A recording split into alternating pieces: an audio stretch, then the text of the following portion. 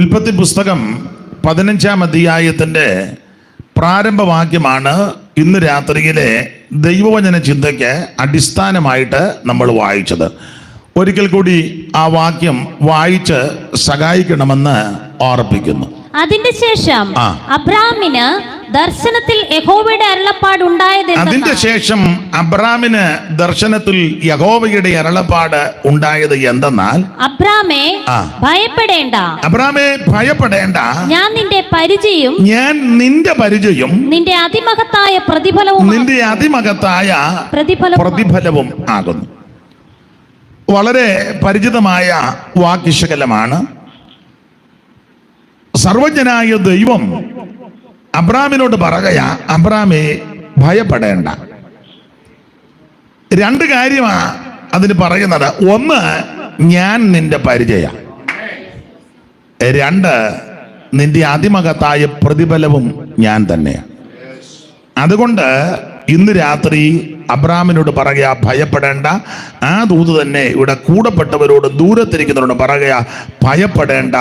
ദൈവം നമ്മുടെ പരിചയം, അവിടുന്ന് നമ്മുടെ പ്രതിഫലവും. നിങ്ങൾക്കറിയാം, വിശ്വാസികളുടെ പിതാവാണ് അബ്രാം. ഇന്ന് ലോകത്തിൽ പാർക്കുന്ന മാനവ ജനതയിൽ ഒരു വിധത്തിൽ പറഞ്ഞാൽ 4/3 വിഭാഗത്തിൻ്റെയും പിതാവ് എന്നുള്ള ബഹുമതി അബ്രാമിന. ഇതുപോലൊരു വ്യക്തി ഉണ്ടായിട്ടുമില്ല, ഉണ്ടാകുകയില്ല മനുഷ്യരുടെ ഇടയിൽ. അപ്പോൾ ഇന്ന് ഈ ലോകത്തിൽ പാർക്കുന്ന മാനവ കുലത്തിൽ 4/3 വിഭാഗത്തിൻ്റെയും പിതാവ് എന്നുള്ള ബഹുമതി അബ്രാമിന. നിങ്ങൾക്കറിയാം, യഹൂദ ജനത്തിന്റെ അല്ലെങ്കിൽ ഇസ്രായേൽ ജനത്തിന്റെ പിതാവ് എന്നുള്ള ബഹുമതി അബ്രാമിന്. അബ്രഹാം ഞങ്ങൾക്ക് പിതാവ് എന്നവര് ഉള്ളം കൊണ്ട് പറയുകയും ഏറ്റു പറയുകയും അതിൽ പ്രശംസിക്കുന്നവരാ. അതുകൊണ്ട് ആ കർത്താവ് ഒരിക്കൽ യഹൂദന്മാരുമായി സംഭാഷിച്ച വേളയിൽ പറയുകയാണ്, യഹൂദന്മാർ പറയാ, ഞങ്ങൾ അബ്രാമിന്റെ സന്തതികളാണ്. ഇത് നമ്മൾ പറഞ്ഞ ഒക്കുകയില്ല, പറയാതിരിക്കുന്ന നല്ലത്. എനിക്കിന്ന് രാത്രിയിലെ യോഗത്തിൽ സന്തോഷിക്കാൻ വേറൊരു കാര്യം, പ്രിയ അജി ഇന്ന് രാത്രി നമ്മുടെ മെമ്പറാണോ? ഇവിടുത്തെ മെമ്പറാ. ഞങ്ങൾ ഒന്നിച്ച് വൈ സ്കൂളിൽ പഠിച്ചതാ. എനിക്കൊന്നും കംപ്ലീറ്റ് ചെയ്തില്ലെന്നാ തോന്നുന്നത്. അതാ. എന്നാലും നല്ല സഹോദരനായിരുന്നു. ഇടയ്ക്ക് നമ്മൾ അവിടെ വെച്ചാൽ കാണുകയും ചെയ്തല്ലോ. വളരെ സന്തോഷം. ദൈവം അനുഗ്രഹിക്കട്ടെ. അപ്പോൾ ഇസ്രായേൽ ജനത്തിന്റെ പിതാവ് എന്നുള്ള ബഹുമതി അബ്രാമിന. രണ്ട്, വിശ്വാസികളുടെ എല്ലാം പിതാവ് അബ്രഹാമ. വിശ്വാസികളുടെ പിതാവ് അബ്രഹാമത്ത്. അപ്പൊ ഇന്ന് ലോകത്തിൽ പാർക്കുന്ന സകല യഹൂദ ജനത്തിന്റെ പിതാവ് എന്നുള്ള ബഹുമതി അബ്രാമിന. ലോകത്തിന്റെ എല്ലാ ഇടങ്ങളിലും ചിതറി പാർക്കുന്ന ദൈവമക്കൾ, വിശ്വാസികൾ, അവരുടെ പിതാവ് അബ്രാമ. അപ്പൊ ഒരു ചെറിയ ആളല്ല. 3, വേറൊരു വിധത്തിൽ ചിന്തിച്ചാൽ ഇന്ന് ലോകത്തിൽ പാർക്കുന്ന സകല മുസ്ലിങ്ങളുടെയും പിതാവ് എന്നുള്ള ബഹുമതിയും അബ്രാമിന. ഒരു വിധത്തിൽ പഠിച്ചാൽ അവരും പറയും, ഇബ്രാഹിം ഞങ്ങളുടെ പിതാവാന്ന് അവർക്ക് അവകാശമുണ്ട്. അപ്പോൾ ഇന്ന് ലോകത്തിൽ പാർക്കുന്ന മാനവ ജനതയിൽ 4/3 വിഭാഗത്തിന്റെ പിതാവ് എന്നുള്ള ബഹുമതി അബ്രാമിനാണ്. ചെറിയ ആളല്ല. നമ്മുടെ കൂടെ 2 പേര് കൂടെ നിന്നാൽ മതി, നമ്മുടെ തനിനിറം അന്നേരം അറിയാം. മനുഷ്യന്റെ പ്രകൃതി അങ്ങനെ. 2 പേര് കൂടെ നിന്നാൽ മതി. പിന്നെ മന്ത്രിനെയോ MLA അങ്ങനെയുള്ള ആൾക്കാർ അല്പം അടുപ്പവും പരിചയമാണെങ്കിൽ പിന്നെ പറയുകയും വേണ്ട. ചുമ്മാ നിൽക്കുന്നതിന് ഓരം വെച്ച് പോകും. കാശ് ഇച്ചിരി കയ്യിലുണ്ട് പിന്നെ ഒട്ടും പറയണ്ട. എല്ലാവരുടെയും കാര്യമല്ല. എന്നാൽ ഇങ്ങനെ ശ്രേഷ്ഠനായ ഈ മനുഷ്യനോട് ഇടയ്ക്ക് കയറി പറയാം, ദൈവം സംസാരിച്ചപ്പോൾ അബ്രഹാം പറയുന്ന ഒരു പദപ്രയോഗമുണ്ട്, പൊടിയും വെണ്ണീറുമായ എന്നോട് സംസാരിപ്പാൻ അവിടത്തേക്ക് തിരുവള്ളം ഉണ്ടായല്ലോ. താൻ അവിടെ പൊടിയും വെണ്ണീറും എന്നൊക്കെ തൻ്റെ ജീവിതത്തിൻ്റെ അനുഭവത്തിൻ്റെ വെളിച്ചത്തിൽ വളരെ ആത്മാർത്ഥമായിട്ടാണ് പറഞ്ഞ് ഞാനും നിങ്ങളുമൊക്കെ പൊടി ആ വെണ്ണീറാന്ന് പറയും. അതൊന്നും ശരിയായി പറയുന്നതല്ല. പിന്നെ നേരത്തെ ഉള്ളവരിങ്ങനെ പ്രാർത്ഥിക്കുമ്പം പറയുന്നത് നമ്മൾ കേട്ടിട്ടുണ്ട്, സാക്ഷി പറയുമ്പം പറയുന്നത് നമ്മൾ കേട്ടിട്ടുണ്ട്. അതുകൊണ്ട് നമ്മളും അങ്ങ് പറയുക ഏഴയും പൊടിയും വെറുതെ പറയുന്നു. എന്നാൽ അബ്രഹാം പറഞ്ഞത് വളരെ നല്ല നിലയിലാണ് പറഞ്ഞത്. പൊടിയും വെണ്ണീറുമാകുന്ന അടിയനോട് സംസാരിപ്പാൻ അവിടത്തേക്ക് തിരുവുള്ളമുണ്ടായി. അപ്പോൾ അബ്രഹാം അത്രയ്ക്ക് ശ്രേഷ്ഠനായ മനുഷ്യനാണ്. നിങ്ങൾക്ക് വേദപുസ്തകം പഠിക്കുന്നവർക്കറിയാം, അബ്രഹാം എന്ന വ്യക്തിയെ പറ്റി വേദപുസ്തകത്തിൽ ആദ്യം കാണുന്നത് എവിടാന്ന് നിങ്ങൾക്കറിയാം. എവിടാ? അബ്രഹാം എന്ന വ്യക്തിയെ പറ്റി, അബ്രഹാമിനെ പറ്റി ധാരാളം നമ്മൾ പ്രസംഗം കേട്ടിട്ടുണ്ട്. പ്രാർത്ഥിക്കുമ്പോഴും ചിലർ പ്രാർത്ഥിക്കും അബ്രഹാമിൻ്റെ, ഇസഹാക്കിൻ്റെ, യാക്കോബിൻ്റെ ദൈവം എന്നൊക്കെ പറഞ്ഞ് പ്രാർത്ഥിക്കുന്ന നല്ലതാ, അതൊന്നും മുടക്കുകയൊന്നും വേണ്ട. എന്നാലും അബ്രഹാം എന്ന വ്യക്തിയെ പറ്റി വേദപുസ്തകത്തിൽ ആദ്യം കാണുന്നത് എവിടാ?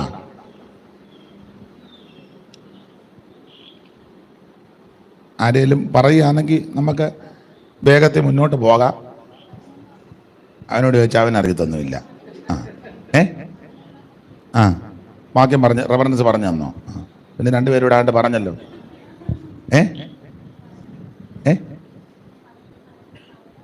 ആര് പറഞ്ഞു? നീ അതിനാന്നാ വന്നിരിക്കുന്നത്? ചുമ്മാ അല്ല സൈഡ് പിടിച്ചിരിക്കുന്ന ഇവൻ. വന്ന ഉടനെ അവിടെ കസാരയിട്ട് പിടിച്ചത് അവർക്ക് നാളെ വരിക ഇവിടെ ഇരുന്നോണം. അപ്പൊ ശ്രദ്ധിക്കുക, അബ്രഹാം എന്ന വ്യക്തിയെ പറ്റി വേദപുസ്തകത്തിൽ ആദ്യം കാണുന്നത് ഉൽപ്പത്തി പുസ്തകം 11-ാം അധ്യായത്തിന്റെ 26. ഒന്ന് വായിച്ചു.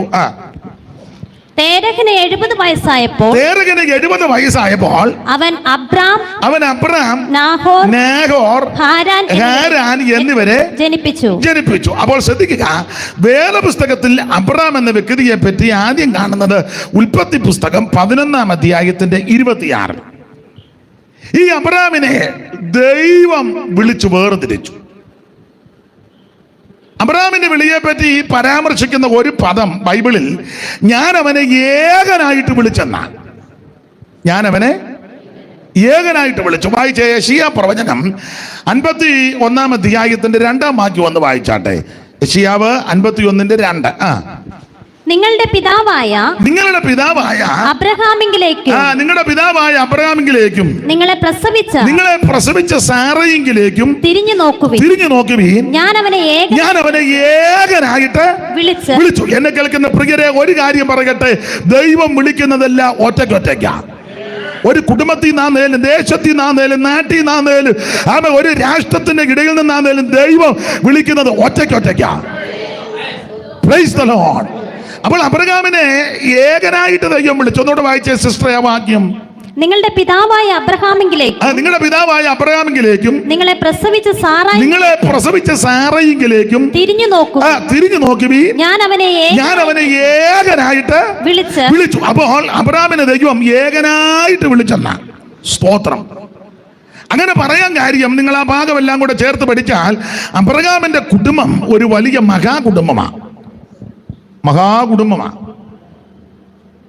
നമ്മളും ഇപ്പോഴൊക്കെ അങ്ങനെ പുസ്തകത്തിലും ചില ഇതിലൊക്കെ വായിക്കുന്നുണ്ട്, ഞങ്ങളുടെ കുടുംബം മഹാകുടുംബമാണ്. പേരുമൊന്നും ഞാനിപ്പോൾ പറയുന്നില്ല. ഒരു പുസ്തകം ഒരിക്കൽ പ്രകാശനം ചെയ്തു. ആ പുസ്തകം ഞാൻ വായിച്ചു. അപ്പോൾ ആ പുസ്തകത്തിൽ ഇങ്ങനെയുള്ള പ്രയോഗങ്ങളാണ് കൊടുത്തിരിക്കുന്നത്. ഞാൻ ലൈവ് ഉള്ളതുകൊണ്ട് പറയുന്നില്ല, വെറുതെ അലോഗ്യം ഉണ്ടാക്കുന്നില്ല. അപ്പോൾ അബ്രഹാമിന്റെ കുടുംബം ഒരു വലിയ മഹാകുടുംബമാണ്. ഏതാണ്ട് 1800 ശിഷ്ടം അംഗങ്ങളുള്ള സോറി മാനെ കണ്ടില്ല, അവിടോട്ട് വെക്കുകയാണെങ്കിലേ അവിടെ വെച്ചോ. അപ്പൊ ശ്രദ്ധിക്കുക, ഏതാണ്ട് 1800 ശിഷ്ടം അംഗങ്ങളുള്ള ഒരു മഹത്തായ ബൃഹത്തായ കുടുംബമാണ് അബ്രഹാമിന്റെ കുടുംബം. അപ്പൊ അംഗബലമുള്ള, ആൾബലമുള്ള ധാരാളം അംഗങ്ങളുള്ളൊരു മഹാകുടുംബം. ആ കുടുംബത്തിൽ നിന്ന് ദൈവം ഒരുവനെ വിളിച്ചു വേർതിരിച്ചു. എന്നെ കേൾക്കുന്ന പ്രിയരെ, നിങ്ങളുടെ കുടുംബത്തിൽ അംഗങ്ങൾ ധാരാളം കാണും. മിടുക്കന്മാരും ഉന്നതന്മാരും ശ്രേഷ്ഠന്മാരും കഴിവുള്ളവരും വിദ്യാനിപുണന്മാരും എഞ്ചിനീയേഴ്സും ഡോക്ടേഴ്സും പ്രൊഫസേഴ്സും ഒക്കെ കാണും. വളരെ നല്ലത്. പക്ഷേ അവർക്കാർക്കും വെളിപ്പെടാത്ത സത്യമാ ദൈവം നിങ്ങൾക്ക് വെളിപ്പെടുത്തിയത്. അവരാരും അനുഭവിക്കാത്ത ആത്മീക സന്തോഷമാ ദൈവം നിങ്ങളുടെ ഹൃദയങ്ങളിൽ തന്നിരിക്കുന്നത്. അവർക്ക് ലഭിക്കാത്ത പദവിയും ഭാഗ്യമാ ദൈവം നിങ്ങൾക്ക് തന്നിരിക്കുന്നത്. അതുകൊണ്ട് ആ അനുഭവത്തിൽ വന്ന ദൈവമക്കൾ ഓർത്തോർത്ത് ദൈവത്തിന് സ്തോത്രം ചെയ്യണം. Price the Lord. എടുത്തോ നീ എന്നെ നിന്നക്കായി, കൊടുത്തോ നീ നിന്നെ എനിക്കായി. എടുത്തോ നീ എന്നെ നിന്നക്കായി, കൊടുത്തോ നീ നിന്നെ എനിക്കായി. വാഴ്ത്തിടും സദനം പ്രിയാതവ നിത്യം പാടും കീർത്തനം ഞാൻ. വാഴ്ത്തിടും സദനം പ്രിയാതവ നിത്യം. ആമേൻ ചേർത്തതിനാൽ എന്നെ തിരുമാറിൽ കാത്തതിനാൽ എന്നെ വഴുതാതെ. ചേർത്തതിനാൽ എന്നെ തിരുമാറിൽ കാത്തതിനാൽ എന്നെ വഴുതാതെ. എടുത്തോ നീ എന്നെ നിനക്കായി, എടുത്തോ നീ എന്നെ നിനക്കായി, കൊടുത്തോ നീ നിന്നെ എനിക്കായി.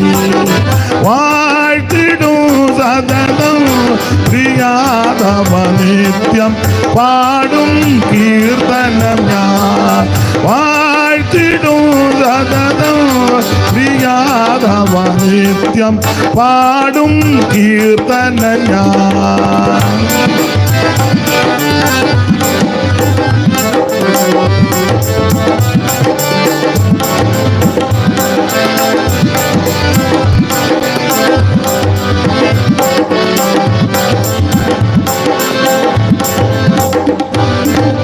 അപ്പൊ ശ്രദ്ധിക്കുക, അംഗബലമുള്ള ആൾബലമുള്ള മകത്തായ ബൃഹത്തായ കുടുംബത്തിൽ നിന്ന് ദൈവം അബ്രഹാമിനെ വിളിച്ചു വേർതിരിച്ചു. അപ്പോൾ വിളിച്ചത് ഏകനായിട്ട് ദൈവം വിളിച്ചെന്നാണ്. സ്തോത്രം. ഇനി വിളിക്കാനുള്ളതിന്റെ കാരണങ്ങളിൽ ഒരു കാരണം പറയാം. ദൈവം അബ്രഹാമിനെ നോക്കിയപ്പോൾ ദൈവത്തിന് മനസ്സിലായി, ഇവരെ ഈ കുടുംബത്തിൽ നിന്ന് ഏകനായിട്ട് വിളിച്ചു വേർതിരിച്ചാൽ ഇവൻ വിശ്വസ്തയോടെ എന്നെ സേവിക്കും. നെഹമ്യാവ് 9:7 ഒന്ന് വായിച്ചു സഹായിച്ചാട്ടെ. നെഹമ്യാവ് 9:7. സോറി, എനിക്ക് തെറ്റിയോ എന്നൊരു ഡൗട്ട് ഉണ്ട്. അബ്രാമിനെ അവനെ കൽദയ പട്ടണമായ അബ്രാമിനെ തിരഞ്ഞെടുത്തവനെ കൽദയ പട്ടണമായ ഊരിൽ നിന്ന് കൊണ്ടുവന്ന് അവന് അബ്രഹാം എന്ന് പേരിട്ട ദൈവമായ യഹോവ നീ തന്നെ. അപ്പൊ അബ്രഹാമിനെ തിരഞ്ഞെടുത്ത് അവന് കൽദയ പട്ടണമായ ഊരിൽ നിന്ന് കൊണ്ടുവന്ന് അവൻ അബ്രഹാം എന്ന് പേരിട്ട ദൈവമായ യഹോവ നീ തന്നെ. അടുത്തത്, നീ അവന്റെ ഹൃദയം. ശ്രദ്ധിച്ചേ, നീ അവന്റെ ഹൃദയം. ആരുടെ ഹൃദയം? അബ്രഹാമിന്റെ ഹൃദയം. അതാ വായിക്കുന്നത്.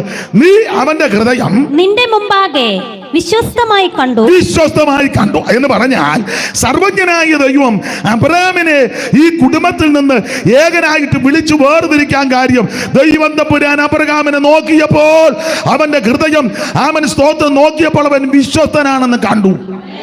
നീ അവന്റെ ഹൃദയം നിന്റെ മുമ്പാകെ വിശ്വസ്തമായി കണ്ടു. എൻ്റെ ഭാഷയെ പറഞ്ഞാൽ അബ്രഹാമിനെ ദൈവം വിളിക്കാൻ നേരത്ത്, അവനെ തെരഞ്ഞെടുക്കാൻ നേരത്ത് ദൈവത്തിന് മനസ്സിലായി, ഈ കുടുംബത്തിൽ നിന്ന് ഇവനെ വിളിച്ചു വേർതിരിച്ചാൽ എന്ത് പ്രയാസങ്ങളും പ്രതിസന്ധികളും പ്രതികൂലങ്ങളും വന്നാൽ ഇവൻ ഇട്ടേച്ച് പോകത്തില്ല, വിശ്വസ്തയോടെ എന്നെ സേവിക്കും. എന്നെ കേൾക്കുന്ന ബഹുമാന്യരായ പ്രിയപ്പെട്ടവരോട് ഒരു കാര്യം ഓർപ്പിക്കട്ടെ. ജീവിതത്തിൽ പ്രശ്നങ്ങൾ വരാം, ബുദ്ധിമുട്ടുകൾ വരാം, ഞെരുക്കങ്ങൾ വരാം, കടഭാരങ്ങൾ വരാം, നിന്ദകളും ആക്ഷേപങ്ങളും അപമാനങ്ങളും പ്രതികൂലങ്ങളും പ്രതിസന്ധികളും ബലവിധമാകുന്ന വിഷയങ്ങൾ വരാം. പൗലോസിന്റെ ഭാഷയിൽ പറഞ്ഞാൽ മാനാപമാനങ്ങൾ വരാം, ദുഷ്കീർത്തി സൽകീർത്തി വരാം, ഞെരുക്കങ്ങൾ വരാം, ആരോടും പറയാത്ത തിങ്ങി വിങ്ങുന്ന വിഷയങ്ങൾ ജീവിതത്തെ പിടിച്ച് കുളിക്കുമെന്ന് വരാം. പക്ഷേ ഇട്ടേച്ച് പുറകോട്ട് പോകരുത്, പിന്മാറരുത്, തളർന്നു പോകരുത്, ക്ഷീണിക്കരുത്, നിരാശപ്പെട്ടു പോകരുത്. വിശ്വസ്തയോടെ ദൈവത്തെ സേവിക്കണം. Praise the Lord. വേദപുസ്തകത്തിന്റെ ഭാഷയെ പറയുമ്പോൾ ഒരു ഊണിന് ജ്യേഷ്ഠാവകാശം വിറ്റ അങ്ങനൊന്നും ആകരുത്. പട്ടിണി കിടന്നാലും പ്രമാണത്തിന് വേണ്ടി നിന്നോണം. പ്രതികൂലങ്ങൾ വന്നാലും ആമേൻ സ്തോത്രം, ഉപദേശത്ത് മാറ്റമൊന്നും വരുത്തരുത്. Praise the lord. ആരെഴുതിയ പാട്ടാന്നൊക്കെ തർക്കം ഉള്ളത് കൊണ്ട് ഇന്ന ആടെ പാട്ടാന്ന് ഇപ്പം ഞാൻ പറയുന്നില്ല. കാരണം മൊത്തം തർക്കത്തിൽ ഇത് ഇപ്പം ഓരോരുത്തർ ചത്ത് കഴിയുമ്പോൾ എൻ്റെ പാട്ടാന്നും പറഞ്ഞാൽ വരുന്നത്. എന്നാൽ ജീവിച്ചിരിക്കുമ്പം എൻ്റെ പാട്ടാന്ന് പറഞ്ഞാൽ ജീവിച്ചിരിക്കുന്നവരുടനെ തെളിവ് തരും. ഞാൻ എഴുതിയത് സന്ദർഭം ഇതിനാണ്. മരിച്ചു കഴിഞ്ഞാൽ ഇപ്പം മിക്കവരും പാട്ടുമായിട്ട്. അതുകൊണ്ടിപ്പം തർക്കത്തിന് ഞാൻ മുതിരുന്നില്ല. അതുകൊണ്ട് ആരെഴുതിയാണെന്നൊന്നും ഇപ്പം പാടുന്നില്ല, പറയുന്നില്ല. പക്ഷെ പാട്ടിൻ്റെ വരി നല്ലതാ. കൈപ്പുള്ള വെള്ളം കുടിച്ചിടിലും കൽപ്പന പോലെ നടം. ഓ കൈപ്പുള്ള വെള്ളം കുടിച്ചിടിലും നടം നിടണം. ഏൽപ്പിക്കയിൽ അവൻ ശത്രുകയിൽ ഓർപ്പു. ഓ ഏൽപ്പിക്കയിൽ അവൻ ശത്രുകയിൽ ഓർപ്പു. അഴലേറും ജീവിതമരുവിൽ നീ തളരുകയോ ഇനി സകലേ. അഴലേറും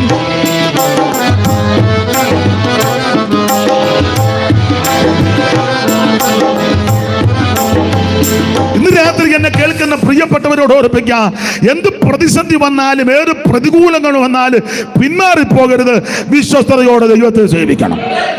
അപ്പോൾ ഈ മഹാകുടുംബത്തിൽ നിന്ന് ദൈവം തമ്പുരാൻ അബ്രാഹാമിനെ ഏകനായിട്ട് വിളിച്ചു വേർതിരിക്കാനുള്ളതിന്റെ കാരണങ്ങളിൽ ഒരു കാരണം ദൈവത്തിന് മനസ്സിലായി, ഇവൻ വിശ്വസ്തയോടെ നിൽക്കും.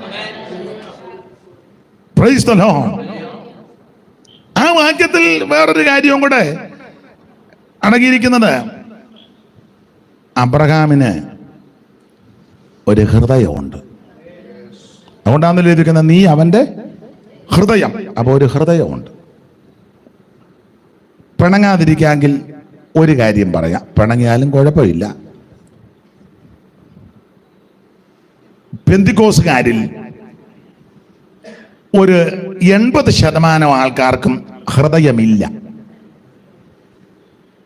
അത് അവരുടെ കുഴപ്പമല്ല. എല്ലാവരും ഹൃദയം കർത്താവിന് കൊടുത്തു. ആരുടെയും കുഴപ്പമല്ല, എല്ലാവരും ഹൃദയം കർത്താവിന്. ചിലര് പറഞ്ഞു കേട്ട്, ഞാൻ 80കളിൽ എൻ്റെ ഹൃദയം കർത്താവിന് കൊടുത്തു. ഈ ഹൃദയം കർത്താവിന് കൊടുത്തിരിക്കുന്നതിന്റെ തെളിവ്,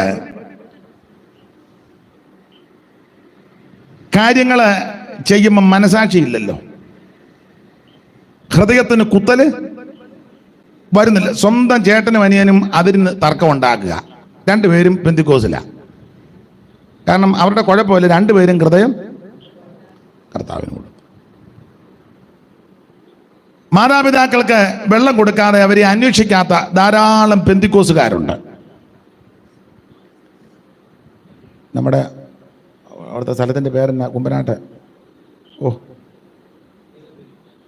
ഇല്ലെന്ന് ആൾക്കാരെ കൊണ്ടിടുന്ന ആശ്വാസമാണ്. ഗിൽഗാല് ഗിൽഗാല്.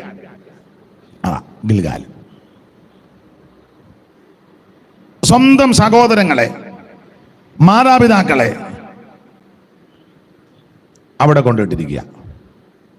അവര് ശുശ്രൂഷകൾ ചെയ്യുന്നുണ്ട്, നല്ലത്. കാരണം മറ്റു കാര്യമല്ല, കുഴപ്പമൊന്നുമില്ല, ഹൃദയം ഇല്ല. ഹൃദയം കർത്താവിന് കൊടുത്തു. കൂട്ടുവിശ്വാസിയെ ചതിക്കുകയും വാഞ്ചിക്കുകയും ഒക്കെ ചെയ്യുന്ന ധാരാളം ആൾക്കാരുണ്ട്. കുഴപ്പമാണെന്ന് പറയുന്നില്ല, ഹൃദയം കർത്താവിന് കൊടുത്തു. കൂടെ ആരാധിക്കുന്ന വിശ്വാസിക്ക് 1 സെന്റ് ഭൂമിയില്ല, കയറി കിടക്കാൻ ഇടമില്ല. അപ്പൊ തന്നെ കൂടെ ആരാധിക്കുന്ന സഹോദരന് 5 ഏക്കറും 10 ഏക്കറും വസ്തുവുണ്ട്. ഒത്തിരി ഒന്നും കൊടുക്കണ്ട, കുടുംബമായിട്ട് ആലോചിച്ചേച്ചേ.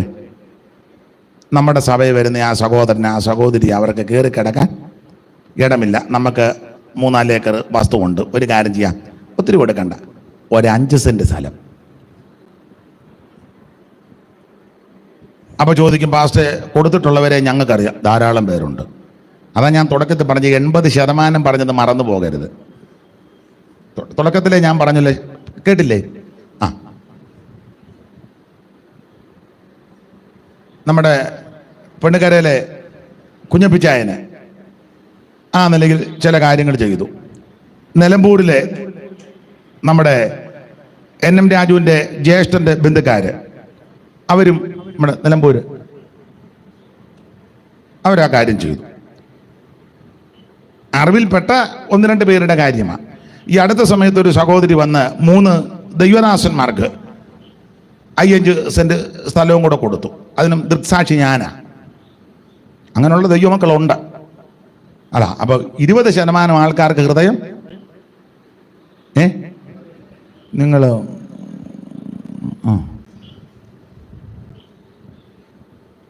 80% ഹൃദയം ഇല്ല.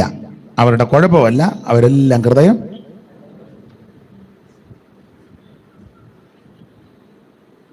കൊരങ്ങൻ പണ്ട് മുതലയോട് പറഞ്ഞതുപോലെ, അറിയാമല്ലോ, സ്കൂളിൽ പഠിച്ചാന്നല്ലോ. മുതലച്ചിക്ക് അസുഖം വന്നപ്പം പറഞ്ഞു, കൊരങ്ങൻ്റെ ഹൃദയം നല്ലതാണ്.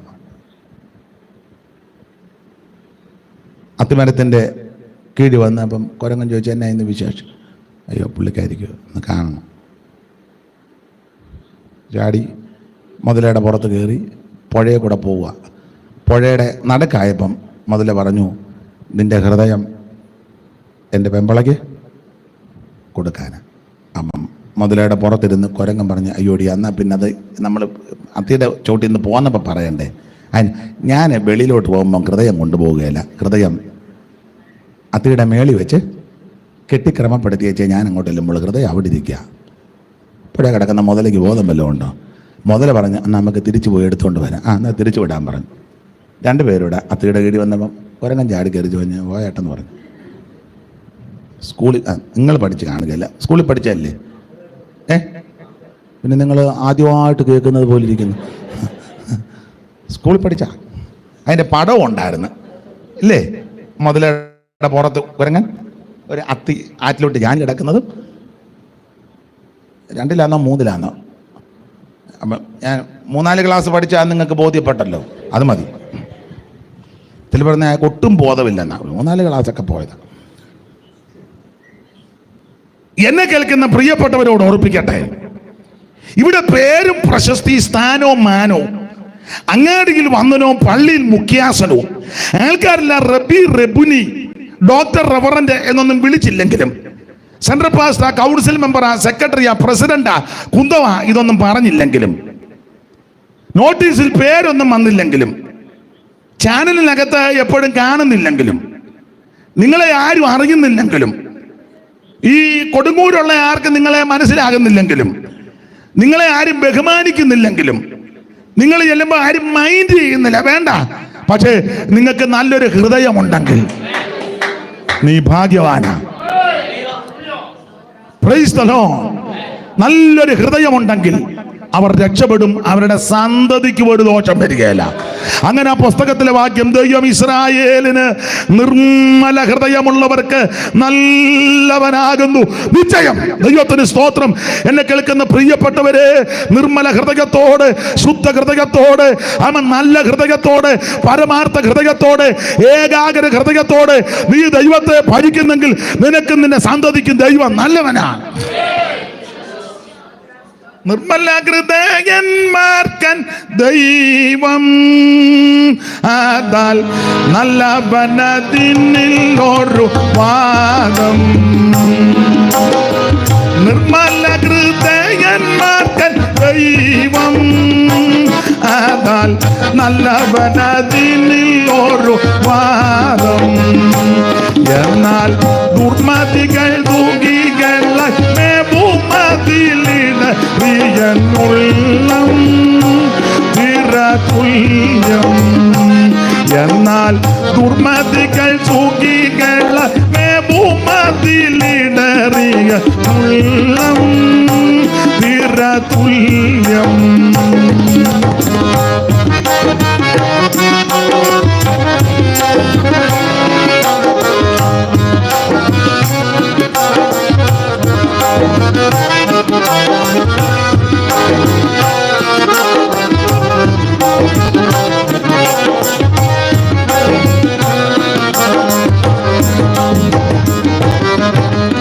പുഷ്ടിയാലുന്തിന കൺകളില്ലേ അവർ ഇഷ്ടമെല്ലാം സാധിച്ചിടുന്നില്ലേ. ഞാനോ കുറ്റമില്ലായ്മയിൽ എൻ്റെ കൈകളെ കഴുകിയത് വ്യർത്ഥം, തീരവ്യർത്ഥം. ഞാനോ കുറ്റമില്ലായ്മയിൽ എൻ്റെ കൈകളെ കഴുകിയത് വ്യർത്ഥം, തീരവ്യർത്ഥം.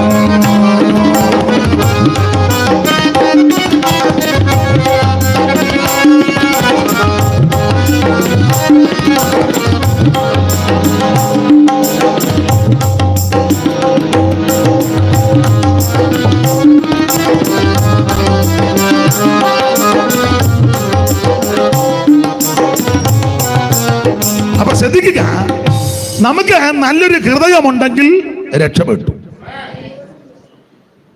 നമ്മുടെ കർത്താവും മോനെ ഇങ്ങോട്ട് ജെയ്സനെ തന്നെ നോക്കിയിരിക്കുക. മോന് ഇഷ്ടമായി ഇങ്ങനെ അല്ലയോ? ദൈവം അങ്ങനെ താല്പര്യമുണ്ട്, പഠിക്കണം. ദൈവം അനുഗ്രഹിക്കട്ടെ. എനിക്ക് എന്നാലും എന്നെയും കൂടെ ഒന്ന് നോക്കണം. അല്ല, കുഞ്ഞ് ഓരോരുത്തരുടെ അഭിരുചിക്ക് അനുസരിച്ച് വേണം അവരെ ആത്മീയത്തിൽ സ്തോത്രം. അത് താല്പര്യമാണ്, പഠിക്കണം. പഠിച്ച് സെക്കുലർ പഠിത്തവും വേണം, ഇതും പഠിക്കണം. പഠിച്ച് മിടുക്കനായി കർത്താവിൻ്റെ വരവ് താമസിച്ചാൽ കർത്താവിന് വേണ്ടി നിന്നോണം. നമ്മുടെ അജിയുടെ മോനാ നല്ലല്ലോ. ആ പാസ്റ്റർ മോനാ. കണ്ണൻ്റെ മൂട്ടി കാളി ഉണ്ടാകുക. അപ്പൊ ശ്രദ്ധിക്കുക, നമ്മുടെ ഹൃദയം ഒരു നല്ല ഹൃദയമായിരിക്കണം. നമ്മുടെ കർത്താവ് തന്നെ പറഞ്ഞേ, ഹൃദയ ശുദ്ധിയുള്ളവർ ഭാഗ്യവാന്മാർ, അവരാ ദൈവത്തെ കാണുന്നത്. അതെ, നല്ലൊരു ഹൃദയമുണ്ടെങ്കിൽ രക്ഷപ്പെട്ടു. മറ്റുള്ളവരെ സ്നേഹിപ്പാൻ, കരുതുവാൻ, ആദരിപ്പാൻ, സ്തോത്രം, മറ്റുള്ളവന്റെ കഷ്ടതയിൽ കൂട്ടായ്മ കാണിക്കാൻ, യോബിന്റെ സ്നേഹിതന്മാര് പറഞ്ഞതുപോലെ സഹതപിപ്പാൻ, ചെന്നിരിക്കാൻ ഒക്കെ നല്ലൊരു ഹൃദയമുണ്ടെങ്കിൽ ചൂറ്റൻ രക്ഷപ്പെട്ടു. ഹൃദയത്തെ പറ്റി പ്രസംഗിക്കുന്നതിൽ നല്ലത് നല്ലൊരു ഹൃദയമുള്ളതാണ്. നല്ലൊരു ഹൃദയം. ഈ ഉപവാസ പ്രാർത്ഥനയിൽ പ്രസംഗിക്കാൻ വരുന്ന ദൈവദാസന്മാർക്ക് ഞാൻ ഉൾപ്പെടെ, അല്ലെ ഈ യോഗങ്ങളിൽ സംസാരിക്കുന്നവർക്കും കേൾക്കുന്നവർക്കും ഒരു നല്ല ഹൃദയം ഉണ്ടാകട്ടെ. ദൈവം അതിനെ കൃപ ചെയ്യട്ടെ. അപ്പൊ ശ്രദ്ധിക്കുക, അബ്രഹാമിനെ ദൈവം വിളിക്കാനുള്ളതിന്റെ പ്രധാനപ്പെട്ട കാരണങ്ങളിൽ ഒന്ന്, ദൈവത്തിന് മനസ്സിലായി ഈ കുടുംബത്തിൽ നിന്ന് ഇവനെ ഏകനായിട്ട് വിളിച്ചു വേർതിരിച്ചാൽ, ഒന്ന്, ഇവൻ വിശ്വസ്തയോടെ നിൽക്കും. രണ്ട്, നല്ല ഹൃദയമുണ്ട്. ധാരാളം കാര്യമുണ്ട്. ഒരു കാര്യം കൂടെ പറഞ്ഞാൽ ആ ഭാഗം വിടാം. മൂന്ന്, അബ്രഹാമിനെ വിളിക്കാനുള്ളതിൻ്റെ മൂന്നാമത്തെ ഒരു കാരണം, ആ പശ്ചാത്തല ഭാഗം പഠിച്ചാൽ അബ്രഹാം കൽദായ ജാതിയ. നിങ്ങൾ വേദപുസ്തകം പഠിക്കുമ്പോൾ കൽദായ ജാതിയുടെ വിശേഷതകൾ പലതുണ്ട്. അതെല്ലാം ഇപ്പോൾ എടുക്കുന്നില്ല. ഒരു പ്രയോഗം മാത്രം പറയാം. ഞാൻ ഉഗ്രതയും വേഗതയുമുള്ള ജാതിയായ കൽദായരെ വരുത്തുവന്ന. അപ്പൊ കൽദായ ജാതിയുടെ ഒരു വിശേഷത ഉഗ്രതയും വേഗതയും, നല്ല സ്പീഡപ്പാ. അപ്പൊ ദൈവത്തിന് മനസ്സിലായി, ഈ ചതഞ്ഞേന്ന് കിടക്കുന്നവന്റെ കുടുംബത്തിൽ നിന്ന് ഒരുത്തനെ വിളിക്കുന്നതിലും നല്ലത് അല്പം ആക്കവും തൂക്കവും ഒരുക്കവും താല്പര്യവും ഒരു ചടുലതയും തീക്ഷ്ണതയും ഊശിരും ഉന്മേഷമുള്ളവന്റെ കുടുംബത്തിൽ നിന്ന് ഒരുത്തനെ വിളിച്ചാൽ പ്രയോജനമാണ്. Price the Lord. ഈ ആത്മീക വിഷയത്തിൽ ഒരു തീക്ഷ്ണത ഉണ്ടായിരിക്കണം. സാധാരണ ദൈവദാസന്മാരൊക്കെ ഇപ്പൊ പിന്നെ പാട്ടുകാരുള്ളത് കൊണ്ട് കുഴപ്പമില്ല, അവര് അത് കോൺട്രാക്ട് ബേസിൽ അവർ പാടുന്നതുകൊണ്ട് കുഴപ്പമില്ല. പണ്ടൊക്കെ സഭായത്തിന് അങ്ങനെ പാസ്റ്റർമാർ പ്രാർത്ഥിക്കുന്നത് പറയും, നമുക്ക് പാട്ടുകൾ പാടി ദൈവത്തെ അന്നേരം പാടുന്ന ആൾക്കാരുണ്ട്. എന്നാൽ ചിലയിടങ്ങളിൽ ചെന്ന പാസ്റ്റർമാർ പറയും ഒരു പാട്ട് പാടിയാട്ട്, ആരും വേണ്ടുക. പിന്നെ പാസ്റ്റർ നോക്കി വെച്ചു ഒരു പാട്ട് പാടും, എന്നാലും പാടുക. പിന്നെ ഏതെങ്കിലും ഒരു പാട്ട് ആരെങ്കിലും പാടും, അത് എല്ലാം പരുവക്കേടുമായിരിക്കും. ഈ ചിലർക്ക് ആ വിഷയം ഞാൻ പറയത്തില്ല. അവന് അവിടെ നിന്ന് ചിരിക്കുന്നത് വേറൊരു വിഷയം ഉണ്ടതാ, അത് ഇന്ന് ഞാൻ പറയത്തില്ല. നീ ഓർത്ത് ഞാനിപ്പോൾ അത് പറയുമെന്നാണ്.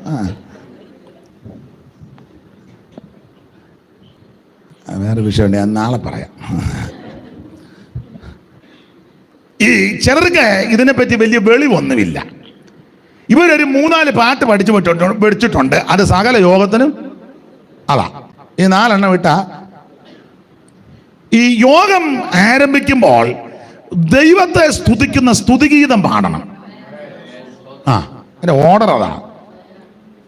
അതിന് ആ പാഠപുസ്തകത്തിനകത്ത് ചില പുസ്തകത്തിൽ കിടമ്പോൾ യോഗാരംഭ ഗീതങ്ങൾ അല്ലെങ്കിൽ സ്തുതിഗീതങ്ങൾ തലക്കെട്ടുണ്ട്, അത് പാടണം. ഇന്നാളൊരു യോഗത്തിന് ചെന്നപ്പോൾ, ഇന്നാളല്ല കുറച്ചേറെ നാളായി ചെന്നപ്പോൾ, യോഗം അങ്ങോട്ട് തുടങ്ങിയപ്പോൾ പാട്ടുകാരിൽ ഒരാൾ പാടുക, എൻ്റെ യോഗം തുടങ്ങുക. തീരുന്ന സമയത്താന്നെ പിന്നെ അവർക്ക് യോഗം കഴിയുമ്പോൾ എന്തെങ്കിലും കാണുമെന്നാ പിന്നെ അത് വെച്ചങ്ങ് അറിയത്തില്ല, എല്ലാം കൊയറാണ്. ഒരു യോഗം ആരംഭിക്കുമ്പോൾ ദൈവത്തെ സ്തുതിക്കുന്ന സ്തുതിഗീതം പാടണം. സഭായോഗത്തിനും അങ്ങനെ തന്നെ. സഭായോഗം പ്രാർത്ഥിച്ച് ആരംഭിക്കുമ്പോൾ ദൈവത്തെ സ്തുതിക്കുന്ന സ്തുതിഗീതം പാടണം, ദൈവത്തിന് മഹത്വം കരയേറ്റുന്ന.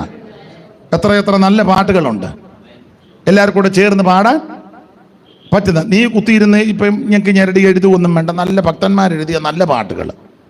സാധാരണ നമ്മൾ പഴയ പെന്തിക്കോസിലൊക്കെ അങ്ങനെ, പെന്തിക്കോസുകാർ ഇപ്പോഴും ഉണ്ട് ചിലര്. യോഗാരംഭ ഗീതങ്ങൾ നിങ്ങൾക്കറിയാവുന്ന 2 എണ്ണം പറ.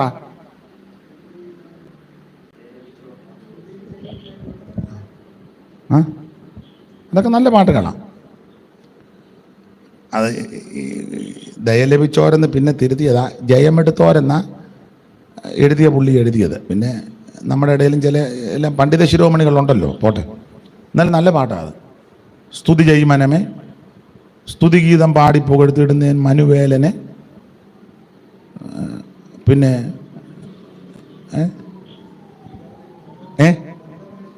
വന്ദനമേശു പര, വന്ദനമേശു രക്ഷകനെ, നായകനെ, നല്ല നല്ല പാട്ടുകളുണ്ട്. എന്നാൽ ചില ഇടങ്ങളിൽ നമ്മൾ സഭായത്തിന് എന്നാൽ ഇവർ പാടുന്ന കേട്ടാൽ നമുക്കൂടെ അങ്ങ് ബുദ്ധിമുട്ട് വരും, അതറിയത്തില്ല.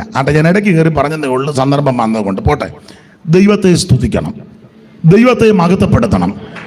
ആമേൻ. നമുക്ക് ഒരു ദോഷവും വരികയില്ല. അപ്പോൾ ആത്മിക വിഷയത്തിൽ ചൂടും തുണയും വേണം. അതെ, അപ്പോൾ അബ്രഹാമിനെ ദൈവം ഈ കുടുംബത്തിൽ നിന്ന് വിളിക്കാനുള്ളതിന്റെ ഒരു കാരണം, അബ്രഹാമിന് ആമൻ സ്തോത്രം വിളിച്ചു വേർതിരിച്ചാൽ 1 ഇവൻ വിശ്വസ്തയോടെ തന്നെ ഭജിക്കും. 2 ഒരു നല്ല ഹൃദയം അബ്രഹാമിന് ഉണ്ട്.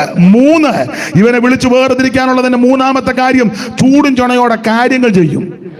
കാരണം കൽദയ ജാതി ഉഗ്രതയും വേഗതയുമുള്ള ജാതിയാ, ആരെയും കൂസുന്ന മണ്ടുന്ന ജാതിയല്ല എന്ന് പറഞ്ഞാൽ ആത്മീകത്തിൽ തീക്ഷണതയോട് ഇവൻ നിൽക്കും. Price the Lord. അങ്ങനെയാണ് ദൈവം അബ്രഹാമിനെ വിളിച്ചു വേർതിരിച്ചത്. അപ്പൊ ഈ വിളിച്ചപ്പോൾ ദൈവം പറഞ്ഞ് നീ ചില കാര്യങ്ങൾ വിടാൻ പറഞ്ഞു, 3 കാര്യം വിടാൻ പറഞ്ഞു. ദേശം, ചാർച്ച, പിതൃഭവനം. അബ്രഹാം ഇത് വിട്ട് പുറപ്പെടാൻ ദൈവം പറഞ്ഞു. അബ്രഹാം എല്ലാം ഒന്നും പൂർണ്ണമായിട്ടും വിട്ടില്ല. ഞാൻ അധികം വിവരിക്കുന്നില്ല. ആ ഭാഗം പഠിക്കുമ്പോൾ അബ്രഹാം ദേശത്തിൽ നിന്ന് ഇങ്ങോട്ട് പോന്നു. പക്ഷെ ചാർച്ചക്കാരെ പിതൃഭവനത്തെ ഒന്നും വിട്ടിട്ടില്ല. ചാർച്ചക്കാരുടെ പ്രതിനിധിയായിട്ടാ ലോത്ത് കൂടെ നിൽക്കുന്നത്. പിതൃഭവനത്തിന്റെ പ്രതിനിധിയായിട്ട് ഹാരാൻ വരെ ആമേൻ അപ്പനും ഉണ്ടായിരുന്നു. ഹാരാൻ എന്ന വാക്കിന്റെ ഒരർത്ഥം വരൾച്ച. ചിലരുടെ ജീവിതത്തിലെ വരൾച്ച മാറുന്നില്ല. അതിനൊരു കാരണം പറയാം, ഞാൻ എന്നെയും കൂടെ പ്രതിയാക്കി പറയുക. നിന്റെ അല്ലെങ്കിൽ എൻ്റെ ജീവിതത്തിലെ വരൾച്ച മാറാത്തതിൻ്റെ കാരണം ആമൻ വിടേണ്ടത് വിടാതെ ആമൻ സ്തോത്രം ചെല്ലേണ്ട സ്ഥലത്ത് നമ്മൾ ചെല്ലണം. ഇടയ്ക്ക് താവളമടിച്ചാൽ ആമൻ വരൾച്ച മാറുകയില്ല. അപ്പോൾ അബ്രഹാമിനെ ദൈവം വിളിച്ചു വേർതിരിച്ചു. അബ്രഹാം ദൈവത്തിന്റെ വിളി കേട്ടിറങ്ങി. അബ്രഹാമിന്റെ വിളി ശ്രേഷ്ഠമാണ്. അങ്ങനെ ഇറങ്ങി യാത്ര ചെയ്തു. ഇനി ആ 11-ാം അധ്യായത്തിന്റെ 26 മുതലുള്ള തിരുവെടുത്ത് വായിച്ചേ. 11:26 മുതൽ.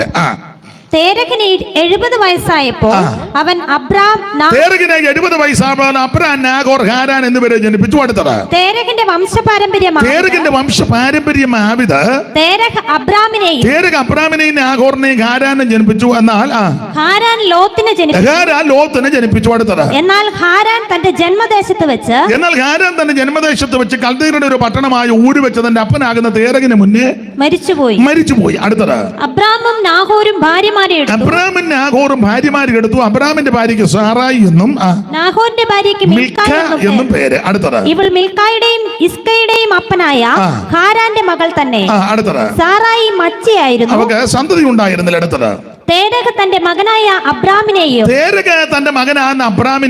ഹാരാന്റെ മകനായ തന്റെ പൗത്രൻ ലോത്തിനെയും തന്റെ മകനായ അബ്രാമിന്റെ ഭാര്യയായി മരുമകളാകുന്ന സാറായെ കൂട്ടിക്കൊണ്ട് കൽദയരുടെ പട്ടണമായ ഊരിൽ നിന്ന് കനാൻ ദേശത്തേക്ക് പോകുവാൻ പുറപ്പെട്ടു. ഈ യാത്രയിൽ വരൾച്ച വരാൻ കാര്യം യാത്ര പുറപ്പെട്ടു. അങ്ങനെ അവർ അടുത്ത പദം കൊണ്ടൊന്ന് വായിച്ചു. അങ്ങനെ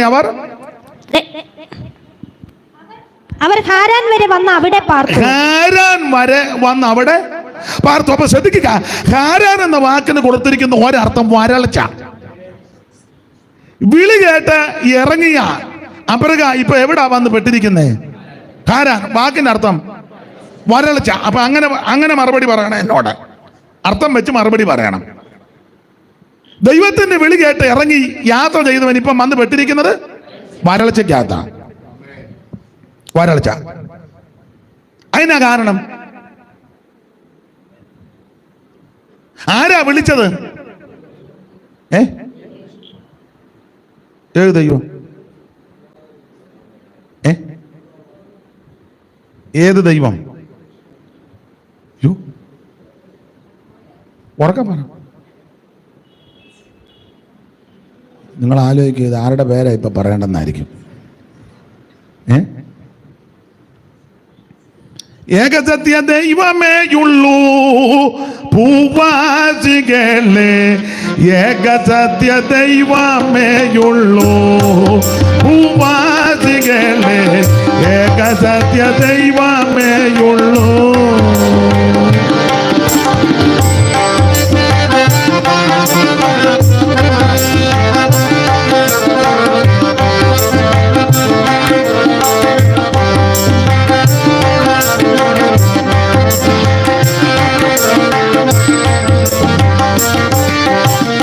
ചത്തമർത്യാത്മാക്കൾ ദൈവം എന്നും നിരൂപിക്കേണ്ടാരും, ചത്തമർത്യാത്മാക്കൾ ദൈവം എന്നും നിരൂപിക്കേണ്ടാരും. 100-100 ദൈവങ്ങൾ, സത്യദൈവം ഒന്നേയുള്ളൂ. 100-100 ദൈവങ്ങൾ, സത്യദൈവം ഒന്നേയുള്ളൂ. ഏകസത്യ ദൈവമേയുള്ളൂ ഭൂവാസികളെ, ഏകസത്യ ദൈവമേയുള്ളൂ ഭൂവാസികളെ, ഏകസത്യ ദൈവമേയുള്ളൂ.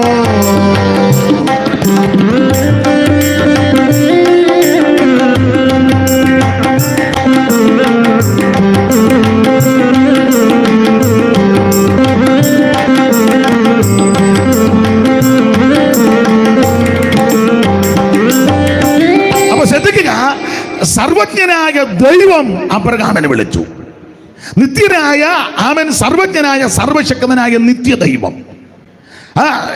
ബൈബിളിൽ കൊടുത്തിരിക്കുന്ന ഒരു പ്രയോഗം ഇങ്ങനെ, തേജോമയനായ ദൈവം. അങ്ങനെ നിങ്ങൾ അപ്പോസ്തല പ്രവർത്തകരുടെ പുസ്തകം 7-ാം അധ്യായത്തിന്റെ 1-2 വാക്യങ്ങൾ സഹോദരി മൈക്ക് കൂടെ വായിച്ച് സഹായിച്ചാട്ടെ. ഇത് ഉള്ളത് തന്നെയോ എന്ന് മഹാപുരോഹിതൻ ചോദിച്ചതിന് അവൻ പറഞ്ഞത്, സഹോദരന്മാരും പിതാക്കന്മാരുമായുള്ള പുരുഷന്മാരെ കേൾക്കുവീൻ. നമ്മുടെ പിതാവായ സ്തെഫാനോസിന്റെ പ്രഥമ പ്രസംഗം അങ്ങോട്ട് തുടങ്ങുക. നമ്മുടെ പിതാവായ അബ്രഹാം ഹാരാനിൽ വന്ന് പാർക്കുന്നതിന് മുൻപ് മെസൊപ്പൊട്ടോമിയയിൽ ഇരിക്കുമ്പോൾ തന്നെ തേജോമയനായ ദൈവം മതി. അപ്പൊ അബ്രഹാമിനെ വിളിച്ചത് ആരാ? ഈ വാക്യത്തിന്റെ വെളിച്ചത്തിൽ തേജോമയനായ ദൈവം. അവിടുന്ന് തേജോമയനാ. നമ്മൾ അതുകൊണ്ട് ദൈവത്തിന് തേജസ് ഒന്നും ഉണ്ടാക്കി ദൈവത്തിനെ പൗഡർ ഇടിക്കൊന്നും വേണ്ട. കുട്ടിക്കൂറ പൗഡർ ദൈവത്തിന് എന്തിനാടാ കുട്ടിക്കൂട? പണ്ട് കടന്നുപോയ നയനാർ ചോദിച്ച പോലെ ദൈവത്തിന് എന്തിനാ ഭാറാവുകാരൻ ചോദിച്ചല്ലയോ? ദൈവത്തിന് യേശുവിൻ്റെ കൈയിരിക്കുന്നതിൻ്റെ മേളിൽ ഒരു കമ്പി വെച്ച് അവിടെ വെച്ചിരിക്കുക കാന്തം. അതിന് ആദ്യത്തെ ഇടി യേശുവിനെ കരുതുന്നു. ലാമഴയ്ക്കൊക്കെ അതിന് മുന്നേ ഇടി വെട്ടുവേ.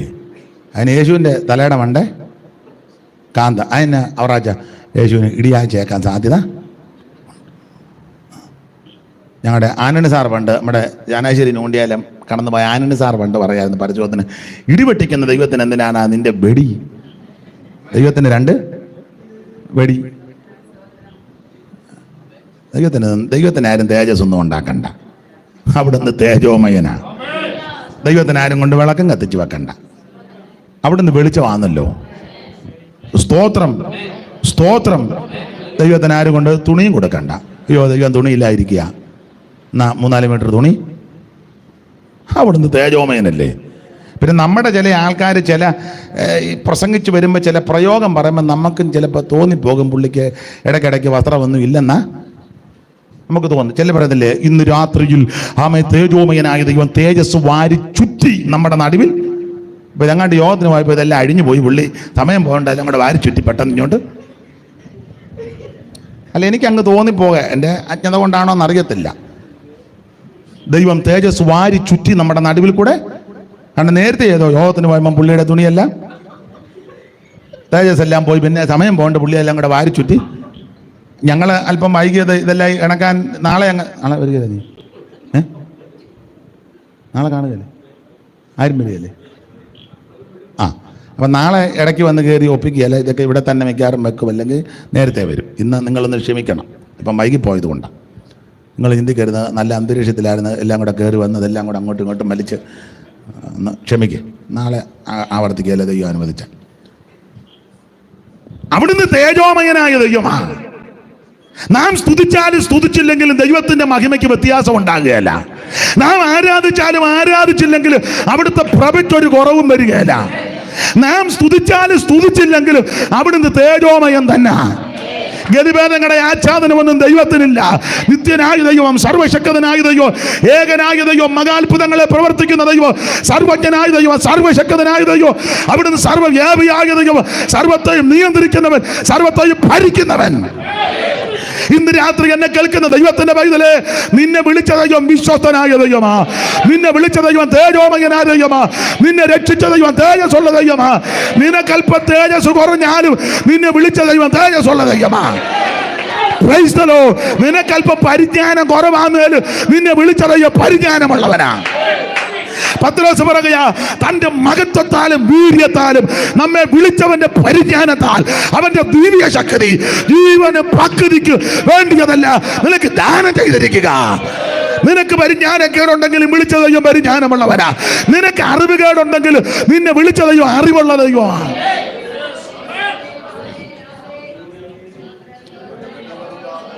പാട്ട് തെറ്റുകാന്നേ ക്ഷമിക്കണം. ഞാൻ ഇടയ്ക്കിടയ്ക്ക് 2 ശീല പാട്ട് പാടും. വിരോധമുണ്ടോ? അറിവുകേടുകൾ അധികമുണ്ടെന്നിൽ, അറിഞ്ഞു നീ നിന്നരികിൽ എന്നെ ചേർത്തണയ്ക്കണേ. അറിവുകേടുകൾ അധികമുണ്ടെന്നിൽ, അറിഞ്ഞു നീ നിന്നരികിൽ എന്നെ ചേർത്തണയ്ക്കണേ. സ്തോത്രം സ്തോത്രം എന്നും സ്തോത്രാമേ, സ്തോത്രം സ്തോത്രം എന്നും സ്തോത്രാമേ.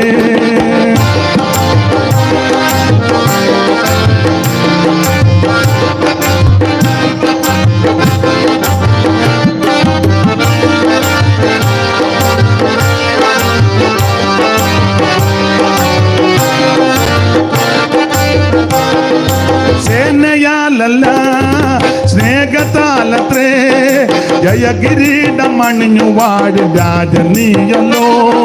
സേനയാലല്ല സ്നേഹത്താലത്രേ ജയകിരീടം അണിഞ്ഞു വാഴും രാജനീയല്ലോ.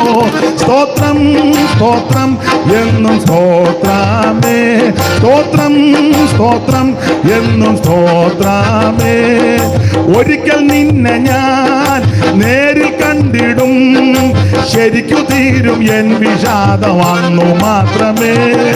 ഒരിക്കൽ നിന്നെ ഞാൻ നേരിൽ കണ്ടിടും, ശരിക്കു തീരും എൻ വിഷാദം അന്നു മാത്രമേ. സ്തോത്രം സ്തോത്രം എന്നും സ്തോത്രാമേ, സ്തോത്രം സ്തോത്രം എന്നും. അറിവുകേടുകൾ അധികമുണ്ടെന്നിൽ, അറിഞ്ഞു നീ നിന്നരികിൽ എന്നെ ചേർത്തണയ്ക്കണേ. അറിവുകേടുകൾ അധികമുണ്ടെന്നിൽ, അറിഞ്ഞു നീ നിന്നരികിൽ എന്നെ ചേർത്തണയ്ക്കണേ. സ്തോത്രം സ്തോത്രം എന്ന് സ്തോത്രാമേ, സ്തോത്രം സ്തോത്രം എന്ന് സ്തോത്രാമേ, സ്തോത്രം സ്തോത്രം എന്നും സ്തോത്രാമേ, സ്തോത്രം സ്തോത്രം എന്ന് സ്തോത്രാമേ. അപ്പൊ ശ്രദ്ധിക്കുക, നമുക്ക് അറിവുകേടുണ്ടെങ്കിലും വിളിച്ച ദൈവത്തിന് ഒരറിവുകേടുമില്ല. നമുക്ക് പരിജ്ഞാനക്കുറവുണ്ടെങ്കിലും വിളിച്ച ദൈവത്തിന് ഒരു പരിജ്ഞാനക്കേടുമില്ല. ഈ ദൈവത്തിൻ്റെ പരിജ്ഞാനത്തിൻ്റെ ഒരു തെളിവ് ഒത്തിരി ഉണ്ട്. എനിക്ക് വലിയ അറിവ് ജ്ഞാനം ഒന്നും ഉള്ള ആളല്ല. അപ്പോൾ എൻ്റെ എളിയ അറിവ് വെച്ചാണ് പറയുന്നത്. ചിലപ്പം നിങ്ങൾ ഉൾക്കൊള്ളുമോയെന്ന് അറിയത്തില്ല. ദൈവത്തിൻ്റെ പരിജ്ഞാനം ഈ മിസ്രയീമിൽ നിന്ന് പുറപ്പെട്ട ജനത്തിൻ്റെ കണക്ക് പറഞ്ഞിട്ടുണ്ട്. എണ്ണി തിട്ടമെടുത്തവരുടെ കണക്ക്, എണ്ണത്തിൽപ്പെടാത്ത ധാരാളം ആൾക്കാരുണ്ട്. എത്ര പേരുടെ പേരാ? അല്ല, ഇന്ന് പാട്ട് കൂടാ മിക്കവാറും. പാട്ട് പാടുമ്പം ആൻസർ പറയണം എത്ര പേരുണ്ടെന്ന്. 600,000 ആയോരു കൂട്ടത്തെ ചിറകിൽ വാങ്ങിച്ചവൻ കൂടെ ഉണ്ട്. 600,000 ആയോരു കൂട്ടത്തെ ചിറകിൽ.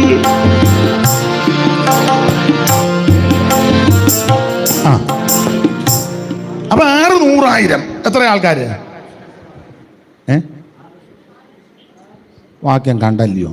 ഞാൻ കണ്ട് തപ്പിയെടുക്കുന്നത്. മിടുക്കൻ, ദൈവം അനുഗ്രഹിക്കട്ടെ. അപ്പൊ കാലാള് തന്നെ പുരുഷന്മാരെല്ലാം കൂടെ 6 ലക്ഷം. പിന്നെ പെണ്ണും പെടക്കോടിയും പെറുങ്ങണിയും എല്ലാം കൂടെ 30 ലക്ഷം ഒന്നും അല്ല, ഇഷ്ടം പോലെ. എൻ്റെ ഭാഷ പറഞ്ഞ 30, 50 ഒന്നും ആയിരിക്കുകയല്ല. ആണോ? യോടി ന്യായമായൊരു കണക്കെടുത്ത് പുരുഷന്മാർ തന്നെ 6 ലക്ഷം. പഴയ കണക്കാണെങ്കിൽ എണ്ണം കൂടും. ഒരു പുരുഷൻ ഒരു ഭാര്യയെ വെച്ച് കൂട്ടപ്പോൾ എത്രയാ?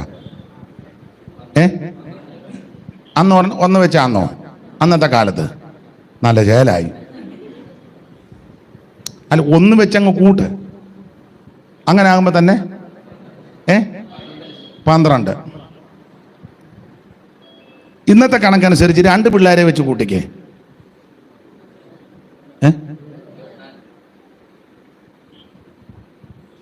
സ്തോത്രം. അന്ന് 2 ആന്നോ? ചേലായി. ഒരുത്തിന് 70 പിള്ളേരെന്ന് എഴുതി വെച്ചാലെന്ന്. അതൊക്കെ കൂട്ടി ഇവിടെങ്ങും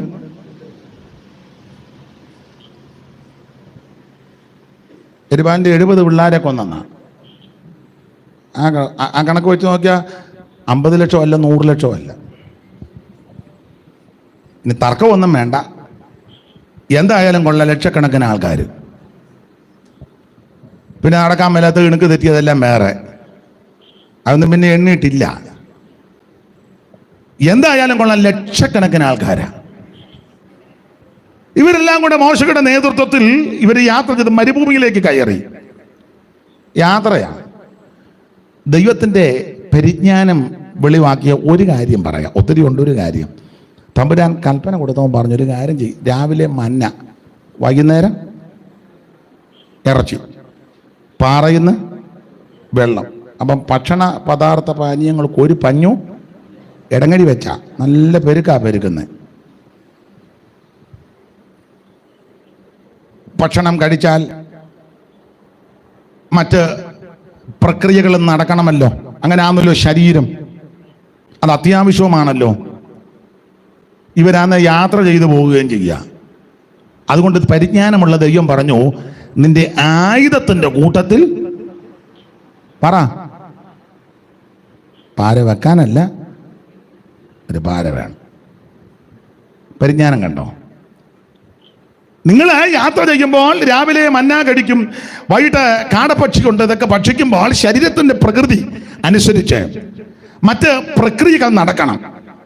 അപ്പൊ അത് നടക്കുമ്പോൾ ലക്ഷക്കണക്കിന് ആൾക്കാർ കടന്നു പോകുക, മറ്റ് മാരക രോഗവും പകർച്ചവ്യാധിയും വരരുത്. അതിന് പരിജ്ഞാനമുള്ള ദൈവം പ്രമാണം കൊടുത്ത് ഒരു പാര ഉണ്ടായിരിക്കണം. അങ്ങനെ ആ പുസ്തകത്തിൽ ബാഹ്യത്തിന് പുറപ്പെടുമ്പോൾ ആ കയ്യിൽ ഒരു പാര ഉണ്ടായിരിക്കണം.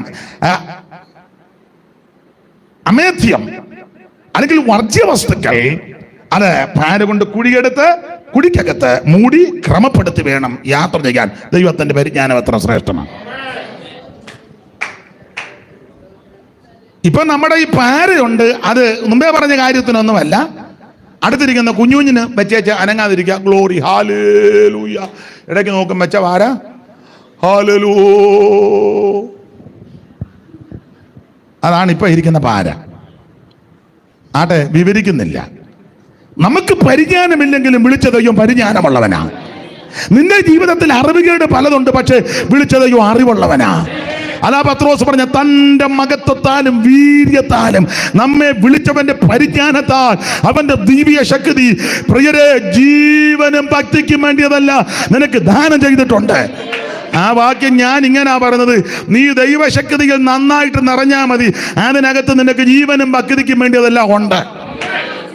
ഒന്നുകൂടെ മനസ്സിലാകുന്ന ഭാഷ പെന്തിക്കോസുകാരോട് പറയാ, നീ ആത്മാവി നന്നായിട്ടൊന്ന് നിറഞ്ഞ്, നീ ആത്മാവി നല്ലതുപോലെ ദൈവത്തെ മഹത്വപ്പെടുത്തിക്ക്, ആത്മശക്തികൾ നല്ലതുപോലെ ഒന്ന് നിറഞ്ഞ്, അതിനകത്ത് നിനക്ക് വേണ്ടതെല്ലാം ഉണ്ടെന്ന്. ജീവനും ഭക്തിക്കും വേണ്ടിയതല്ല, ആത്മശക്തികൾ ദൈവത്തെ. അതുകൊണ്ട് ഞാൻ എപ്പോഴും സഭയിൽ പറയുന്നത്, സഭയിലുള്ള എല്ലാവരും അഭിഷേകം പ്രാപിക്കണം. എല്ലാവരും പാട്ട് പാടുന്നവരും കൊട്ടുന്നവരും നാളെ എടുക്കുന്നവരും വീഡിയോ പിടിക്കുന്നവരും പ്രസംഗിക്കുന്നവരും ശുശ്രൂഷിക്കുന്നവരും സകലയെണ്ണവും പ്രസംഗിക്കുന്ന ഉപദേശി സകലയെണ്ണവും ആത്മസ്നാനം പ്രാപിച്ച് ദൈവത്തെ ആരാധിക്കണം. കുഞ്ഞുങ്ങളെല്ലാം ആത്മസ്നാനം പ്രാപിക്കണം, ദൈവത്തെ ആരാധിക്കണം. Praise the lord. ആമേൻ. അങ്ങനെ ആത്മാവിൽ ബലപ്പെടുമ്പോൾ തന്നെ നമുക്ക് ആവശ്യമുള്ളതെല്ലാം ഉണ്ടെന്ന്. അവന്റെ ദിവ്യ ശക്തിയാൽ ജീവനും ഭക്തിക്കും വേണ്ടിയതെല്ലാം ദാനം ചെയ്തിരിക്കുക. നല്ലതുപോലെ ആത്മാവിൽ അങ്ങോട്ട് ബലപ്പെട്ട്, അത് തന്നെ ഒരു വിടുതലല്ലേ. അതൊക്കെ അനുഭവിക്കുന്ന ദൈവമക്കളെ ഓർത്ത് ദൈവത്തിന്റെ മഹത്വം. നമുക്ക് നമ്മുടെ വിഷയത്തിലേക്ക് മടങ്ങി വരണമല്ലോ. അപ്പോൾ അബ്രഹാമിനെ ദൈവം വിളിച്ചു തേജോമയനായ ദൈവം. അതാ പ്രവൃത്തി 7 വായിച്ചത്. തേജോമയനായ ദൈവം.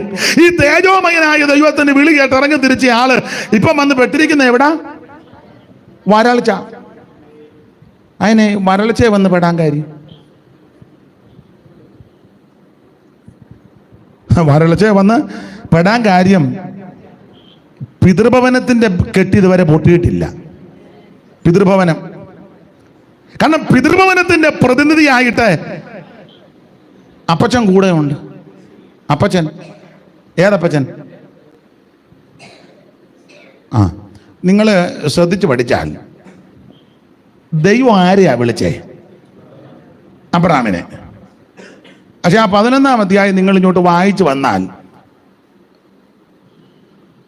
തേരകനെ വിളിച്ചതുപോലെ തോന്നും. പുള്ളിയുടെ ഡയലോഗും പോക്കും വരവും ഒക്കെ കണ്ടാൽ അബ്രാമിനെ ദൈവം വിളിച്ചില്ല, പിന്നെ ആരെയാ വിളിച്ചേ? തേരകനെ വിളിച്ചതായിട്ട് നമുക്ക് തോന്നും. വായിച്ചോ, ഒന്നുകൂടെ ആ വാക്യം വായിച്ചേ. അബ്രാമും നാഹോരും ഭാര്യമാരെ എടുത്തു. അബ്രാമിന്റെ ഭാര്യയ്ക്ക് സാറ എന്ന നാഹോറിന്റെ ഭാര്യയ്ക്ക് മിൽക്ക എന്ന പേര് ഹാരാന്റെ പുത്രിയാകുന്നു. അടുത്ത വാക്യം. സാറായി മച്ചിയായിരുന്നു, അവൾക്ക് സന്തതി ഉണ്ടായിരുന്നില്ല. അടുത്ത വാക്യം. തേരക് തന്റെ മകനായ അബ്രാമിനെയും ഹാരാന്റെ മകനായ തന്റെ പൗത്രൻ ലോത്തിനെയും തന്റെ മകനായ അബ്രാമിന്റെ ഭാര്യയായ മരുമകളാകുന്ന സാറായെ കൂട്ടി. അപ്പൊ ശ്രദ്ധിച്ചേ, നിങ്ങൾ ശരിക്കും പഠിച്ചാൽ തേരക് ലോത്തിനെയും സാറായെയും അബ്രാമിനെയും കൂട്ടി കൽദയരുടെ പട്ടണമായ ഊരിൽ നിന്ന് കനാൻ ദേശത്തേക്ക് പോകുവാൻ പുറപ്പെട്ടു. ഈ വാക്യം ഇപ്പം വായിച്ചാൽ ഓടിച്ച് വായിക്കുന്നവർക്ക് തോന്നും ദൈവം വിളിച്ചത് ആരെയാ? തേരകനെയാന്ന് തോന്നും. പക്ഷെ വിളിച്ചത് ആരെയാ? അബ്രാമിനെയാ. വിളി കേട്ടവന് ദൈവം വിളിച്ചവന് യാതൊരു വോയിസും ഇല്ല. വിളി കേൾക്കാത്ത അപ്പനായിപ്പോ ഇത് മുഴുവൻ കൺട്രോൾ ചെയ്യുന്നത്. തേരക് ഇവരെയും കൂട്ടിക്കൊണ്ട് പോന്നു.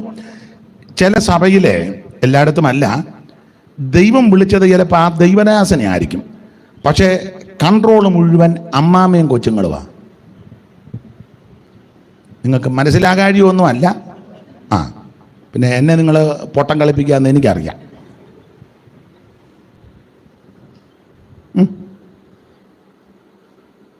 ദൈവം വിളിച്ചത് ആ ദൈവദാസനെയാ. ആ ദൈവദാസനാ ദൈവത്തിന്റെ വിളി കേട്ടത്. പക്ഷേ കൺട്രോൾ മുഴുവൻ എവിടാ?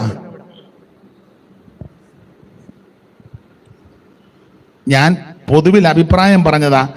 നിങ്ങൾ എന്നെ ഇങ്ങനെ സ്പർദ്ധിച്ചു നോക്കുവൊന്നും വേണ്ട. കൊടുമുടികളേറിയ പർവ്വതങ്ങളെ നിങ്ങൾ എന്നെ സ്പർദ്ധിച്ചു നോക്കുന്നത് എന്ത്? അനേക സംഭവങ്ങൾ അറിയാം, അതുകൊണ്ടായി പറയുന്നത്. ദൈവം വിളിച്ചവൻ വേണം ലീഡ് ചെയ്യാൻ. മിക്ക സഭകളിലും കൂട്ടായ്മകളിലും പ്രശ്നം വരാൻ കാരണം വിളിയില്ലാത്തവനാ കൺട്രോള്. വിളിച്ചത് അബ്രഹാമാ. പക്ഷെ ഇങ്ങനെ എഴുതുകാരുന്ന നല്ലതാ. അബ്രഹാം തന്റെ പിതാവാകുന്ന തേരകനെയും തന്റെ ഭാര്യ സാറായെയും തന്റെ സഹോദരപുത്രൻ ലോത്തിനെയും കൂട്ടിക്കൊണ്ട് കൽദയരുടെ പട്ടണമായ ഊരിൽ നിന്ന് കനാൻ ദേശത്തേക്ക് പോകുവാൻ യാത്ര പുറപ്പെട്ടെന്ന് എഴുതിയിരുന്നെങ്കിൽ നമുക്ക് മനസ്സിലാകും അബ്രഹാം തന്നെ ആ യാത്രയുടെ എന്ന് നമുക്ക് അനുമാനിക്കാം. പക്ഷെ ഇത് അങ്ങല്ല, തേരക്. അതുകൊണ്ടായി വരൾച്ചയെ വന്ന് കിടക്കുന്നത്. മനസ്സിലാകുന്നുണ്ടോ? അതുകൊണ്ടാണ് ഇപ്പോഴും വരൾച്ച മാറാത്ത. വരൾച്ചയെന്ന് ഞാൻ ഉദ്ദേശിക്കുന്നത് നിങ്ങൾ ഉദ്ദേശിച്ചതല്ല. നിങ്ങളിപ്പം വരൾച്ച ഉദ്ദേശിച്ചത് എന്നാന്ന് ഞാൻ പറയാം. വീടില്ലാത്തത്, വണ്ടിയില്ലാത്തത്, ബാങ്കിൽ ഫിക്സഡ് ഡിപ്പോസിറ്റ് ഇല്ലാത്തത്. ചെറുക്കൻ പേർഷ്യയെ പോയി ചൂട്ട് പോലെ തിരിച്ച് വന്നു. അവിടെ കല്യാണവും ഇതുവരെ നടന്നില്ല. പലരും വന്ന് കണ്ടേച്ച് പോകുന്നതല്ലാതെ അവളെയും കൊണ്ട് ആരും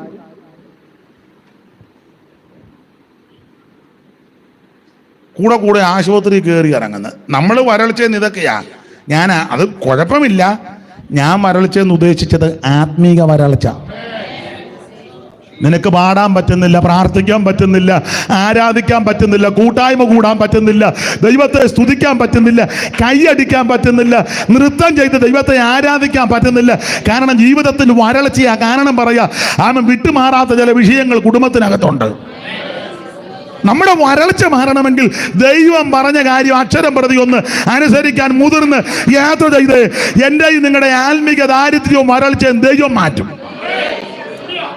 ഇത് ഹാരാനിൽ വന്ന് പാർക്കുക. എന്തായാലും വിവരിക്കുന്നില്ല. ആ ഹാരാനിൽ വന്ന് പാർത്തു. അടുത്ത വാക്യം വായിച്ചേ. തേരകിന്റെ ആയുഷ്കാലം 205 സംവത്സരമായിരുന്നു. തേരക് ഹാരാനിൽ വെച്ച് ഏതായാലും തേരക് ഹാരാനിൽ വെച്ച് മരിച്ചു. തേരക് ഹാരാനിൽ വെച്ച് മരിച്ചു. തേരക് മരിച്ചപ്പോൾ ദൈവം 12-ാം അധ്യായത്തിൽ അബ്രാമിനോട് ഇടപെട്ടു. അബ്രാമിനോട് അരുളിച്ചത് എന്തെന്നാ, നീ നിന്റെ ദേശത്തെയും ചേർച്ചക്കാരെയും പിതൃഭവനത്തെയും വിട്ട് പുറപ്പെട്ട് ഞാൻ നിന്നെ കാണിപ്പാനിരിക്കുന്ന ദേശത്തേക്ക് പോകും എന്ന് പറഞ്ഞാൽ നീ ഹാരാനി പാർക്കാനല്ല എന്റെ ഹിതം. ഞാൻ ഉദ്ദേശിച്ച സ്ഥലത്ത് നീ എത്തണം. ചില സാഹചര്യങ്ങളും സമ്മർദ്ദങ്ങളും ചില സാവകാശങ്ങളൊക്കെ നോക്കി ചിലയിടങ്ങളിൽ തമ്പടിക്കാനല്ല ദൈവം നമ്മെ വിളിച്ചു പാർദ്ധരിച്ചത്. ദൈവത്തിന്റെ വിളിയുടെ ആഴം മനസ്സിലാക്കി, ഉദ്ദേശം മനസ്സിലാക്കി, എഫേസ്യ ലേഖനത്തിന്റെ ഭാഷ പറഞ്ഞ അവന്റെ വിളിയുടെ ആശ ഇന്നെന്ന് ഗ്രഹിച്ചു മനസ്സിലാക്കി വിളിക്ക് യോഗ്യമായി യാത്ര ചെയ്താൽ, മുൻപോട്ട് പോയാൽ നിന്റെ ജീവിതത്തിന്റെ വരൾച്ചയും തകർച്ചയും മാറ്റി ഉദ്ദേശിക്കുന്ന സ്ഥലത്ത് ദൈവം നിന്നെ എത്തിക്കും. Price the Lord. അങ്ങനെ യാത്ര ചെയ്ത് ഓടിച്ച് മുമ്പോട്ട് പോകാം. യാത്ര ചെയ്ത് മുമ്പോട്ട് പോയി. അപ്രകാരം കനാനിൽ വന്നു. കനാനി വന്ന ഉടനെ പുള്ളി ഒരു യാഗപീഠം അങ്ങ് പണിതു. 12-ാം അധ്യായത്തിന്റെ 8 മുതൽ വായിച്ചേ. അവൻ അവിടെ നിന്ന് ബേതേലിന് കിഴക്കുള്ള മലയ്ക്ക് പുറപ്പെട്ടു. ബേതേൽ പടിഞ്ഞാറും ഹായി കിഴക്കുമായി കൂടാരം അടിച്ചു. അവിടെ അവൻ യഹോവയ്ക്ക് ഒരു യാഗപീഠം പണിതു. അപ്പോൾ അബ്രഹാം ഇപ്പം വിളിക്ക് യോഗ്യമായിട്ട് അങ്ങോട്ട് പോകുക. യാഗപീഠം ആരാധനയെ കാണിക്കുന്നതാ. അങ്ങനെ അപ്പൊ യാത്ര ചെയ്ത് യാഗപീഠം പണിത് ദൈവത്തെ ഈ പിതൃഭവനവും ചാർച്ചയെല്ലാം കണ്ടമാനം കടന്ന് കുഴഞ്ഞാൽ ആരാധന ശരിയാകുകയല്ല. ഇപ്പോഴും പലരുടെ ആരാധന ശരിയല്ലല്ലോ. കാരണം പാരമ്പര്യങ്ങൾ പലതും ഇതുവരെ വിട്ടിട്ടില്ല. ഒത്തിരി നമ്മൾ വിടേണ്ടതുണ്ട്. ആ ഭാഗത്തേക്ക് ഇപ്പൊ പോകുന്നില്ല, ദൈവം അനുവദിക്കാൻ നാളെ. ഇവിടെ യാഗപീഠം പണിത് ദൈവത്തെ ആരാധിക്കുക. ഇങ്ങനെ ആരാധിച്ച് അപ്രകാരം അല്പം കഴിഞ്ഞ് ഒരു ചെറിയ അപാകത വന്നു. ചെറുതല്ല, വലുതാ. പാളിച്ച. അബ്രഹാമിന്റെ ജീവിതത്തിലെയും ഒരു ചെറിയ പാളിച്ച. അബ്രഹാം ക്ഷാമം വന്നപ്പോൾ നേരെ മിസ്രയീമിലോട്ട് പോയി. 12:10. ദേശത്ത് ക്ഷാമമുണ്ടായി. ദേശത്ത് ക്ഷാമം കഠിനമായി തീർന്നത് കൊണ്ട് അബ്രഹാം മിസ്രയീമിൽ ചെന്ന് പാർപ്പാൻ നേരെ മിസ്രയീമിൽ ചെന്ന് പാർപ്പാൻ അവിടേക്ക് പോയി. കണ്ടോ, ദേശത്ത് ക്ഷാമം വന്നപ്പോൾ അബ്രഹാം നേരെ മിസ്രയീമിലോട്ട് പോയി. ഓടിച്ചു മുമ്പോട്ട് പോയി. അബ്രഹാം മിസ്രയീമിൽ പോയതിന്റെ കെടുതി ഇന്ന് വരെ തീർന്നിട്ടില്ല. വിളി കേട്ടവൻ റൂട്ട് മാറി വേറെ വഴിക്ക് തിരിഞ്ഞാൽ അവൻ മാത്രമല്ല അനുഭവിക്കുന്നത്, അവനോട് ബന്ധപ്പെട്ട് നിൽക്കുന്ന മുഴുവനെണ്ണം അനുഭവിക്കും. കനാലിലോട്ട് പോകേണ്ട പുള്ളി ക്ഷാമം വന്നപ്പോൾ നേരെ മിസ്രയീമിലോട്ട് പോയി. ചതഞ്ഞ ഓടക്കോലാകുന്ന മിസ്രയീമിനെ ആശ്രയിക്കരുതെന്ന അബ്രഹാം നേരെ ഈ പോകുക മാത്രമല്ല, പോകാൻ നേരത്ത് സിസ്റ്റർ സാറായോട് പറഞ്ഞു, പിന്നെ നമ്മൾ മിസ്രയീമിലോട്ട് പോകാമെന്ന് പറഞ്ഞു. അപ്പോൾ അമ്മാമ്മ പറഞ്ഞു, കനാനിൽ പോകാമെന്ന് പറഞ്ഞാന്നല്ലോ നമ്മൾ അവിടുന്ന് ഇറങ്ങി. നിങ്ങൾ ഇടയ്ക്കിടയ്ക്ക് പാട്ടുമൊക്കെ പാടുമായിരുന്നല്ലോ, മനോഹരമായ കനാൻ. അമ്രം പറഞ്ഞു പാട്ടൊക്കെ പാടും, അതിപ്പോഴും ഞാൻ പാടും. പക്ഷെ നമ്മൾ സാഹചര്യവും കൂടെ നോക്കണം. നമ്മളിപ്പം കനാനിൽ പോകത്തില്ല, നമ്മൾ മിസ്രയീം. അമ്മ പറഞ്ഞു, കഴിഞ്ഞ ആഴ്ച നിങ്ങൾ കൊയറിൽ നിന്ന് കരങ്ങൾ വീശി പാടാൻ നിങ്ങൾ പാടിയാടുന്നല്ലോ, മറുകരന്ന കണ്ടിടും, അങ്ങനെയൊക്കെ അല്ലേ, അങ്ങനെ ഒരു പാട്ടില്ലേ, മറുവിലയായി. എടി അത് പുൽപ്പിറ്റേ നിൽക്കുമ്പോഴല്ലേ പാട്ട്, വീട്ടിൽ വേറെ പാട്ടാ. അങ്ങനെയുള്ള ആൾക്കാരുണ്ട്. പുൽപ്പിറ്റയിൽ വരുമ്പോൾ ഒരു പാട്ട്, വീട്ടിൽ ചെല്ലുമ്പം വേറൊരു പാട്ട്.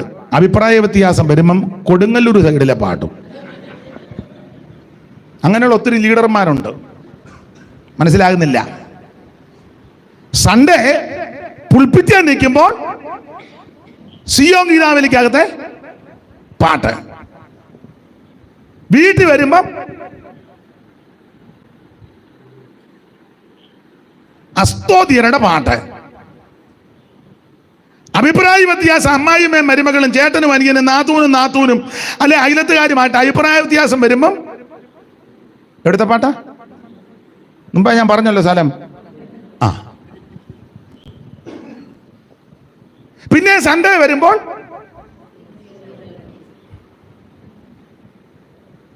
നീ സൺഡേയിലെ പാട്ട് തന്നെ വേണം മൺഡേയിലും പാടാൻ. ആ പാട്ട് തന്നെ ആയിരിക്കണം വീട്ടിലും പാടാൻ. ആ പാട്ട് തന്നെ ആയിരിക്കണം ഓഫീസിൽ ചെല്ലുമ്പോഴും പാടാൻ. പാടുന്നുണ്ട്.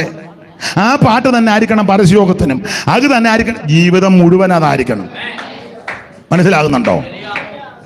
അപ്പോഴേക്കും സാറായോട് പറഞ്ഞു നമ്മൾ മിസ്രൈമിലോട്ട് പോവാം. ഞാൻ സഭയുടെ പേരൊന്നും പറയുന്നില്ല. ഞാൻ ഒരു സഭയിലെ പ്രധാനപ്പെട്ട ആളോട് ചോദിച്ചു, നിങ്ങൾ വിശ്വാസികളെ ഒന്നും ഇവിടെ നിർത്തി പാടിപ്പിക്കുന്നില്ലല്ലോ, നിങ്ങളുടെ കൺവെൻഷനും പ്രധാനപ്പെട്ട യോഗങ്ങൾക്കൊന്നും. എല്ലാവരും പറഞ്ഞ് പാടിപ്പിക്കുകയില്ല. ഞാൻ ചോദിച്ചു, നന്നായിട്ട് പാടുന്നവരുണ്ടല്ലോ, ഞങ്ങൾ വളരെ അതുപോലെ സംസാരിക്കും. പാടുന്നവർ കാണും, അല്ല അവർക്ക് കൂടെ ഒരു അവസരം. അപ്പം എന്നോട് പറഞ്ഞ മറുപടി പറയാം. അത് ഇവിടെ അതിനുള്ള ആൾക്കാരുണ്ട്. ഇവർ സൺഡേയും ഇവിടെ ഇരുന്ന് തന്നെ പാടും, മൺഡേയിലും ഇവിടെ ഇരുന്ന് തന്നെ പാടും, വെനസ്ഡേയിലും ഇവിടെ തന്നെ ഇരുന്ന് പാടും, ഫ്രൈഡേയും ഇവരിവിടെ ഇരുന്ന് പാടും. അവർ അവിടെ തന്നെ ഇരുന്നേ പാടൂ. ഇതിനിടയ്ക്ക് അവർ വേറെ പാട്ടിന് പോവുകയില്ല. സൺഡേ ഇവിടെ സ്തുതി ചെയ് മനമേ എന്ന് പാടിയിട്ട് വെനസ്ഡേ വേറെ പരിപാടി വരുമ്പോൾ പൊന്നരിവാൾ അമ്പിളിയിൽ കണ്ണെറിയുന്നോളെ എന്ന് പാടാൻ മനസ്സിലാകുന്നില്ല. ബാക്കി നാളെ, ഇന്നിപ്പം ഞാൻ വന്ന് മട്ട വന്ന് പിടിച്ചെന്നേ ഉള്ളൂ. മനസ്സിലാകുന്നുണ്ടോ? ഞാൻ ഒരാളെ ഉന്നമ്മ ചൊല്ലി പറയുന്നത്. സ്തുതി ചെയ് മനമേ എന്നുള്ള പാട്ട് പാടിയ തിങ്കളാഴ്ച അവരത് തന്നെ പാടുന്നേ, ചൊവ്വാഴ്ച. എല്ലാവരുടെയും കാര്യമല്ല, നമ്മുടെ ഇടയിൽ ചോദിച്ചാൽ ആ സഭക്കാരെ ഒഴിച്ചു നിർത്തി മറ്റ് പല ഉണ്ടല്ലോ എല്ലാവരുടെയും കാര്യമല്ല കേട്ടോ, എല്ലാവരുടെയും കാര്യമല്ല, തെറ്റിദ്ധരിക്കരുത്. എന്നാൽ പല ആൾക്കാരും ഇതിനിടയ്ക്ക് വേറെ പല പാട്ട് പാടാൻ പോകും. അപ്പോൾ അവരെന്നോട് പറഞ്ഞു, അതുകൊണ്ട് അവർ അങ്ങനെ പോട്ടെ, ഇവർ തന്നെ പാടും, ഇവർ പാടുന്ന ഉണർവ് മതി നമുക്ക്, അവർ പാടുന്ന ഉണർവ് മതി, ആ ഉണർവ് പ്രതീക്ഷിച്ചാൽ ഇവിടെ വരുന്നവരും. അല്ലാതെ കത്തട്ടെ, അത്തി കത്തട്ടെ. ഞാൻ എന്നെയും കൂടെ പ്രതിയാക്കിയായി പറയുന്നത്. സൺഡേയിലെ പാസ്റ്റർ തന്നെ ആയിരിക്കണം മൺഡേയിലും. സ്റ്റേജിൽ നിൽക്കും, നമ്മുടെ പാസ്റ്റർ ടൗണിൽ നിന്നപ്പോൾ ആരാ ഫുട്ബോൾ കളിക്കാരനാന്നു? അല്ലല്ല നമ്മുടെ പാസ്റ്റർ പറഞ്ഞ മനസ്സിലായി കാണുമല്ലോ. ഇന്നിപ്പോൾ അത്ര പറയുന്നുള്ളൂ. ഞാൻ എന്നെയും കൂടെ പ്രതിയാക്കിയായി പറയുന്നത്, അല്ല ഒരാളെ ഉന്നം വെച്ചോ ഒരു സഭയെ ഉന്നം വെച്ചല്ലേ പറയുന്നത്. ദൈവത്തെ സ്തുതിക്കുന്ന ഈ നാവ് കൊണ്ട് മറ്റൊരു പാട്ടിന് പോകരുതെന്നായി പറഞ്ഞത്. ജീവൻ പോകുവോളം. അപ്പൊ അപ്പോഴേക്ക് സിസ്റ്റർ സാറോട് പറഞ്ഞു, നമ്മൾ മിസ്രൈമിലോട്ട് പോവുക. അപ്പോൾ അമ്മാമ്മ പറഞ്ഞു, നമ്മൾ കനാനിൽ പോവാൻ. കനാനിലൊക്കെ പോകും, പക്ഷെ നമ്മൾ പിന്നെ അമ്മാമ്മ ഓർത്താലും ഇറങ്ങി തിരിച്ചല്ല, ഇപ്പം എന്നായി നിന്നെയും ഇട്ടച്ച് പോയിട്ടും വലിയ കാര്യമൊന്നും. അബ്രഹാം പറഞ്ഞു, പിന്നെ സാറാമ്മേ നീ ഒരു ചെറിയ അഡ്ജസ്റ്റ്മെൻറ്റ് നടത്തണം. അതിന് നമ്മൾ മിസ്രൈമിൽ ചെല്ലുമ്പം ഭാര്യയാന്ന് പറയരുത്, സിസ്റ്ററാന്നേ. എന്നാൽ സാറാൻ പറഞ്ഞു, നമ്മൾ പെന്തിക്കോസുകാരാ, കള്ളം. അബ്രഹാം പറഞ്ഞു, ആരാ അതിന് കള്ളം പറഞ്ഞ്? പിന്നെ വായിച്ചു വരുമ്പോൾ ഇങ്ങനെ വായിക്കുന്നത്, അവളെൻ്റെ അപ്പൻ്റെ മകള് തന്നെ, വാസ്തവമായിട്ട് അവളെൻ്റെ പെങ്ങള് തന്നെ. അപ്പൊ കള്ളവും പറഞ്ഞിട്ടില്ല. ആട്ടെ, രണ്ടുപേരുടെ അഡ്ജസ്റ്റ്മെന്റിൽ മിസ്രൈമിൽ പാർത്തു. ഞാനൊരു കാര്യം ദൈവമക്കളോട് എപ്പോഴും ഞാൻ പറയും, ഈ അഡ്ജസ്റ്റ്മെന്റിൽ താമസിച്ചാൽ ആത്മീയത്തിലെ അഡ്ജസ്റ്റ്മെന്റ് ചെയ്താൽ ഇഷ്ടം പോലെ കാശുണ്ടാക്കാം. അഡ്ജസ്റ്റ്മെന്റിൽ പോയാൽ കോടികൾ സമ്പാദിക്കാം. എന്നാൽ നീ പ്രമാണത്തിനും ഉപദേശത്തിനും പരമാർത്ഥത്തിനും നീതിക്കും ന്യായത്തിനും നിന്ന് നിനക്കൊന്നും ഉണ്ടാക്കാൻ ഒക്കുകയല്ല, ഒക്കത്തില്ല. അഡ്ജസ്റ്റ്മെന്റിലൊന്ന് പോയ ഒരു കുഴപ്പം കോടികൾ ഉണ്ടാക്കാം. വായിച്ചേ, അഡ്ജസ്റ്റ്മെന്റിലായിരുന്നു മിസ്രൈമിലെ ജീവിതം. അതുകൊണ്ട് എന്തോ സംഭവിച്ചു? 13-1 വായി വേഗത്തിൽ. ഇങ്ങനെ അബ്രാമും ഭാര്യയും അവനുള്ളതൊക്കെയും അവനോട് കൂടെ ലോത്തും മിസ്രയീമിൽ നിന്ന് പുറപ്പെട്ട് തെക്കേ ദേശത്ത് വന്നു. കന്നുകാലി, വെള്ളി, പൊന്ന് ഈ വകയിൽ അബ്രാം ബഹുസമ്പന്നനായി. ശ്രദ്ധിച്ച ഇഷ്ടം പോലെ സമ്പത്ത്. ഇത് മിസ്രയീമിൽ പാർത്ത കാലത്ത് കണ്ടമാനം സമ്പത്ത് കിട്ടി, ഇഷ്ടം പോലെ. ഞാനൊരു 10-13 കൊല്ലം മിസ്രയീമിൽ പാർത്തെന്നാണ്. ആ മിസ്രയീമിലെ ജീവിതം അഡ്ജസ്റ്റ്മെന്റ് ആയിരുന്നു. പെങ്ങളാന്ന് ആര് ചോദിച്ചാലും പെങ്ങളാന്ന് പറയാവോ, വൈഫാന്ന് അഡ്ജസ്റ്റ്മെന്റ്. ആ പാർപ്പിൽ ഇഷ്ടം പോലെ സ്വത്തുണ്ടാക്കി കിട്ടി. അപ്പൊ ഞാൻ അതിന്റെ ഒരു വശം പറയാ, ആത്മീക ജീവിതത്തിൽ അഡ്ജസ്റ്റ്മെന്റ് പോയാൽ ഇഷ്ടം പോലെ ഉണ്ടാക്കാം. ഉപദേശം വെച്ചിട്ട് നയിച്ചേ കാശ് ഇഷ്ടം പോലെ വരും. നമ്മുടെ പ്രസംഗം കേട്ടാ 10 രൂപ തരാനുള്ളവനും കൂടെ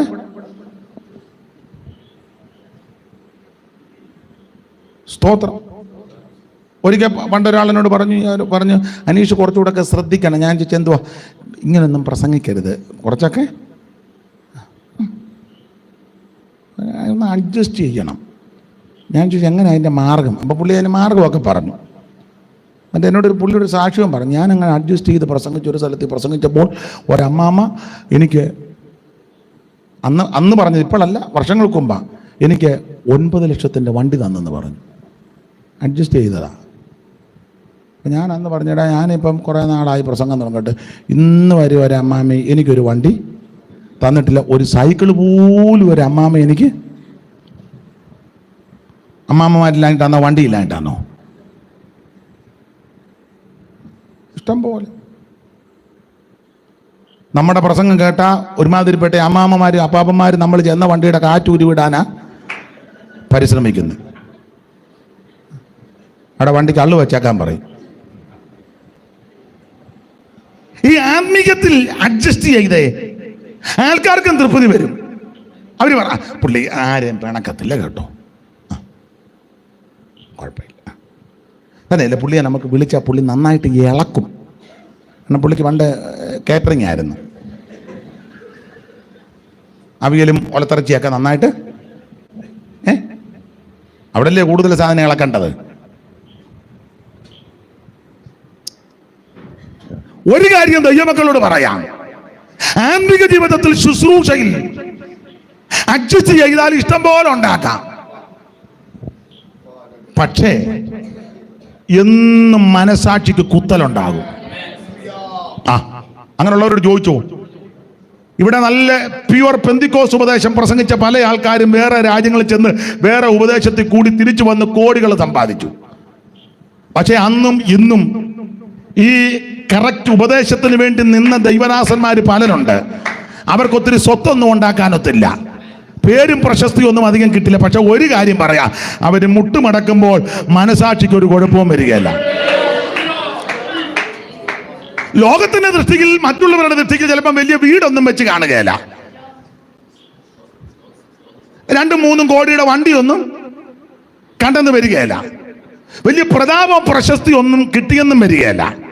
ലോകക്കാരുടെ മറ്റുള്ളവരുടെ ദൃഷ്ടിയിൽ അവര് മണ്ടന്മാരാ, കഴിവില്ലാത്തവരാ, പോച്ചന്മാരാ. നമ്മൾ പറയുന്നത് ഓ ഇത്രയായിട്ട് രക്ഷപ്പെട്ടില്ല കേട്ടോ, പുള്ളിക്ക് ഒത്തിരി അവസരം കിട്ടിയതാ. പക്ഷെ ഒരു കാര്യം പറയാം, മുഴങ്കാലം അടക്കുമ്പം നല്ല പ്രാഗൽഭ്യമാണ്. അതല്ലേ ഏറ്റവും വലുത്, അതാ ഏറ്റവും വലുത്. മറ്റേത് കോടിക്കണക്കിന് സമ്പാദിച്ചു, ആൾക്കാർക്കൊക്കെ വലിയ കാര്യമൊക്കെയാ. പക്ഷേ അവർ വ്യക്തിപരമായിട്ടിരിക്കുമ്പോൾ എന്നും മനസാക്ഷിക്ക് കുത്തൽ വരും. അതുകൊണ്ട് ഞാൻ ദൈവകൃപയെ ശരണപ്പെട്ട് പറയാം, നിങ്ങൾക്ക് വലിയ പേരും പ്രശസ്തിയും സ്ഥാനവും മാനവും ഒന്നും ലഭിച്ചില്ലെങ്കിലും നല്ലൊരു മനസാക്ഷി ഉണ്ടോ? ദൈവസന്നിധി മുഴങ്കാലം അടക്കുമ്പോൾ മനസാക്ഷി കുറ്റം വിധിക്കുന്നില്ലെങ്കിൽ രക്ഷപ്പെട്ടെന്നുള്ളതാണ്. ദൈവത്തോട് പ്രാഗൽഭ്യം ഉണ്ടായിരിക്കണം. Praise the Lord. അതുകൊണ്ട് ആമേൻ ഉപദേശത്തിന് വേണ്ടി നിൽക്കുവാൻ, പ്രമേണത്തിന് വേണ്ടി നിൽക്കുവാൻ, പ്രതിഷ്ഠയോടെ നിൽക്കുവാൻ ഇന്ന് രാത്രി ആര് സമർപ്പിക്കും അവരെ ദൈവം അനുഗ്രഹിക്കും. നിനക്ക് നിന്റെ സന്തതിക്ക് ഒരു ദോഷവും വരികയില്ല.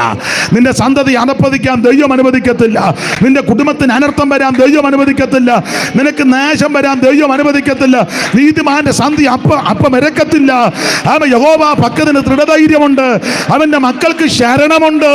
ഇന്ന് രാത്രി പ്രമാണത്തിന് വേണ്ടി, വ്യവസ്ഥയ്ക്ക് വേണ്ടി നിൽക്കുന്ന ദൈവത്തിന്റെ പൈതല്, നിനക്ക് നിന്റെ കുടുംബത്തിന് ദോഷം വരാൻ ദൈവം അനുവദിക്കത്തില്ല. ദൈവത്തിന് മഹത്വം, ദൈവത്തിന് മഹത്വം, ദൈവത്തിന് മഹത്വം. നിനക്ക് ദോഷം വരാൻ ദൈവം അനുവദിക്കത്തില്ല. യഹോവ നിന്നെ ചുറ്റി പരിപാലിക്കും. യഹോവയുടെ ദോഷവും തെറ്റാതെ വേണം നിന്നെ പരിപാലിക്കും. അവൻ നിന്റെ പ്രാണനെ പരിപാലിക്കും. യഹോവ നിന്റെ ഗമനത്തെയും ആഗമനത്തെയും ഇന്ന് മുതൽ എന്നേക്ക് പരിപാലിക്കും. അനർത്ഥങ്ങൾ വ്യസനത്തിന് കാരണമായി ഭവിക്കാതെ അനർത്ഥ ദിവസത്തിൽ കൂടാരത്തിൽ ഒളിപ്പിച്ച് തിരുനിവാസത്തിന്റെ മറവിൽ നിന്നെ മറച്ച് ഒരു പാറമേൽ നിന്നെ ഉയർത്തുന്ന ഒരു ദൈവമുണ്ട്. ദൈവത്തിന് മഹത്വം, ദൈവത്തിന് മഹത്വം, ദൈവത്തിന് മഹത്വം, ദൈവത്തിന് മഹത്വം, ദൈവത്തിന് മഹത്വം, ദൈവത്തിന് മഹത്വം, ദൈവത്തിന് മഹത്വം, ദൈവത്തിന് മഹത്വം, ദൈവത്തിന് മഹത്വം, ദൈവത്തിന് മഹത്വം, ദൈവത്തിന് മഹത്വം, ദൈവത്തിന് മഹത്വം.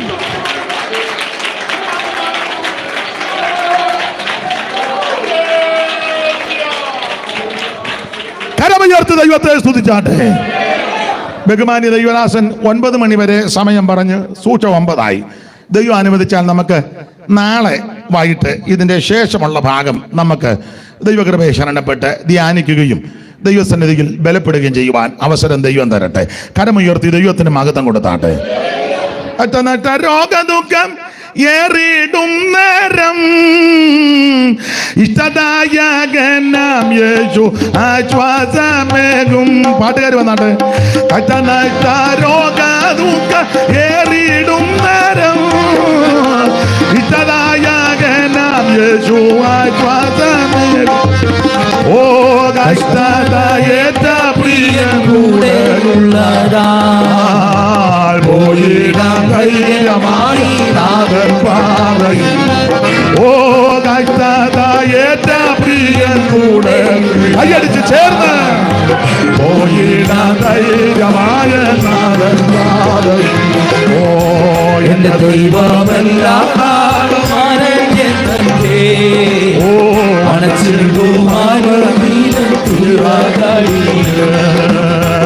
എന്റെ ദൈവമെല്ലാം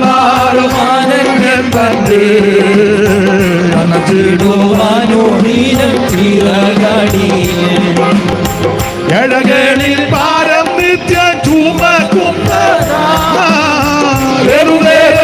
ഞാൻ നിന്നെ സ്തുതിച്ചിടുമേ. എഴകളിൽ ഭാരം ചുമക്കുന്നതാ ഏതുനേരത്തും ഞാൻ നിന്നെ സ്തുതിച്ചിടുമേ. നാം പോരാ വർണ്ണിച്ചിടാൻ ഓരോന്നോ നന്ദി കൊണ്ടെന്റെ ഉള്ളം നിറയുന്നപ്പാ. നാം പോരാ വർണ്ണിച്ചിടാൻ ഓ നന്ദി കൊണ്ടെന്റെ ഉള്ളം നിറയുന്നപ്പാ. എന്റെ ദൈവമെല്ലാം ആടുമാനന്യം കണ്ട് അണച്ചിടുമാനോടീനം തീരകടിയേ. എന്റെ ദൈവമെല്ലാം ആടുമാനന്യം കണ്ട് അണച്ചിടുമാനോടീനം തീരകടിയേ. ഓ എന്ന് കേൾക്കും പ്രിയൻ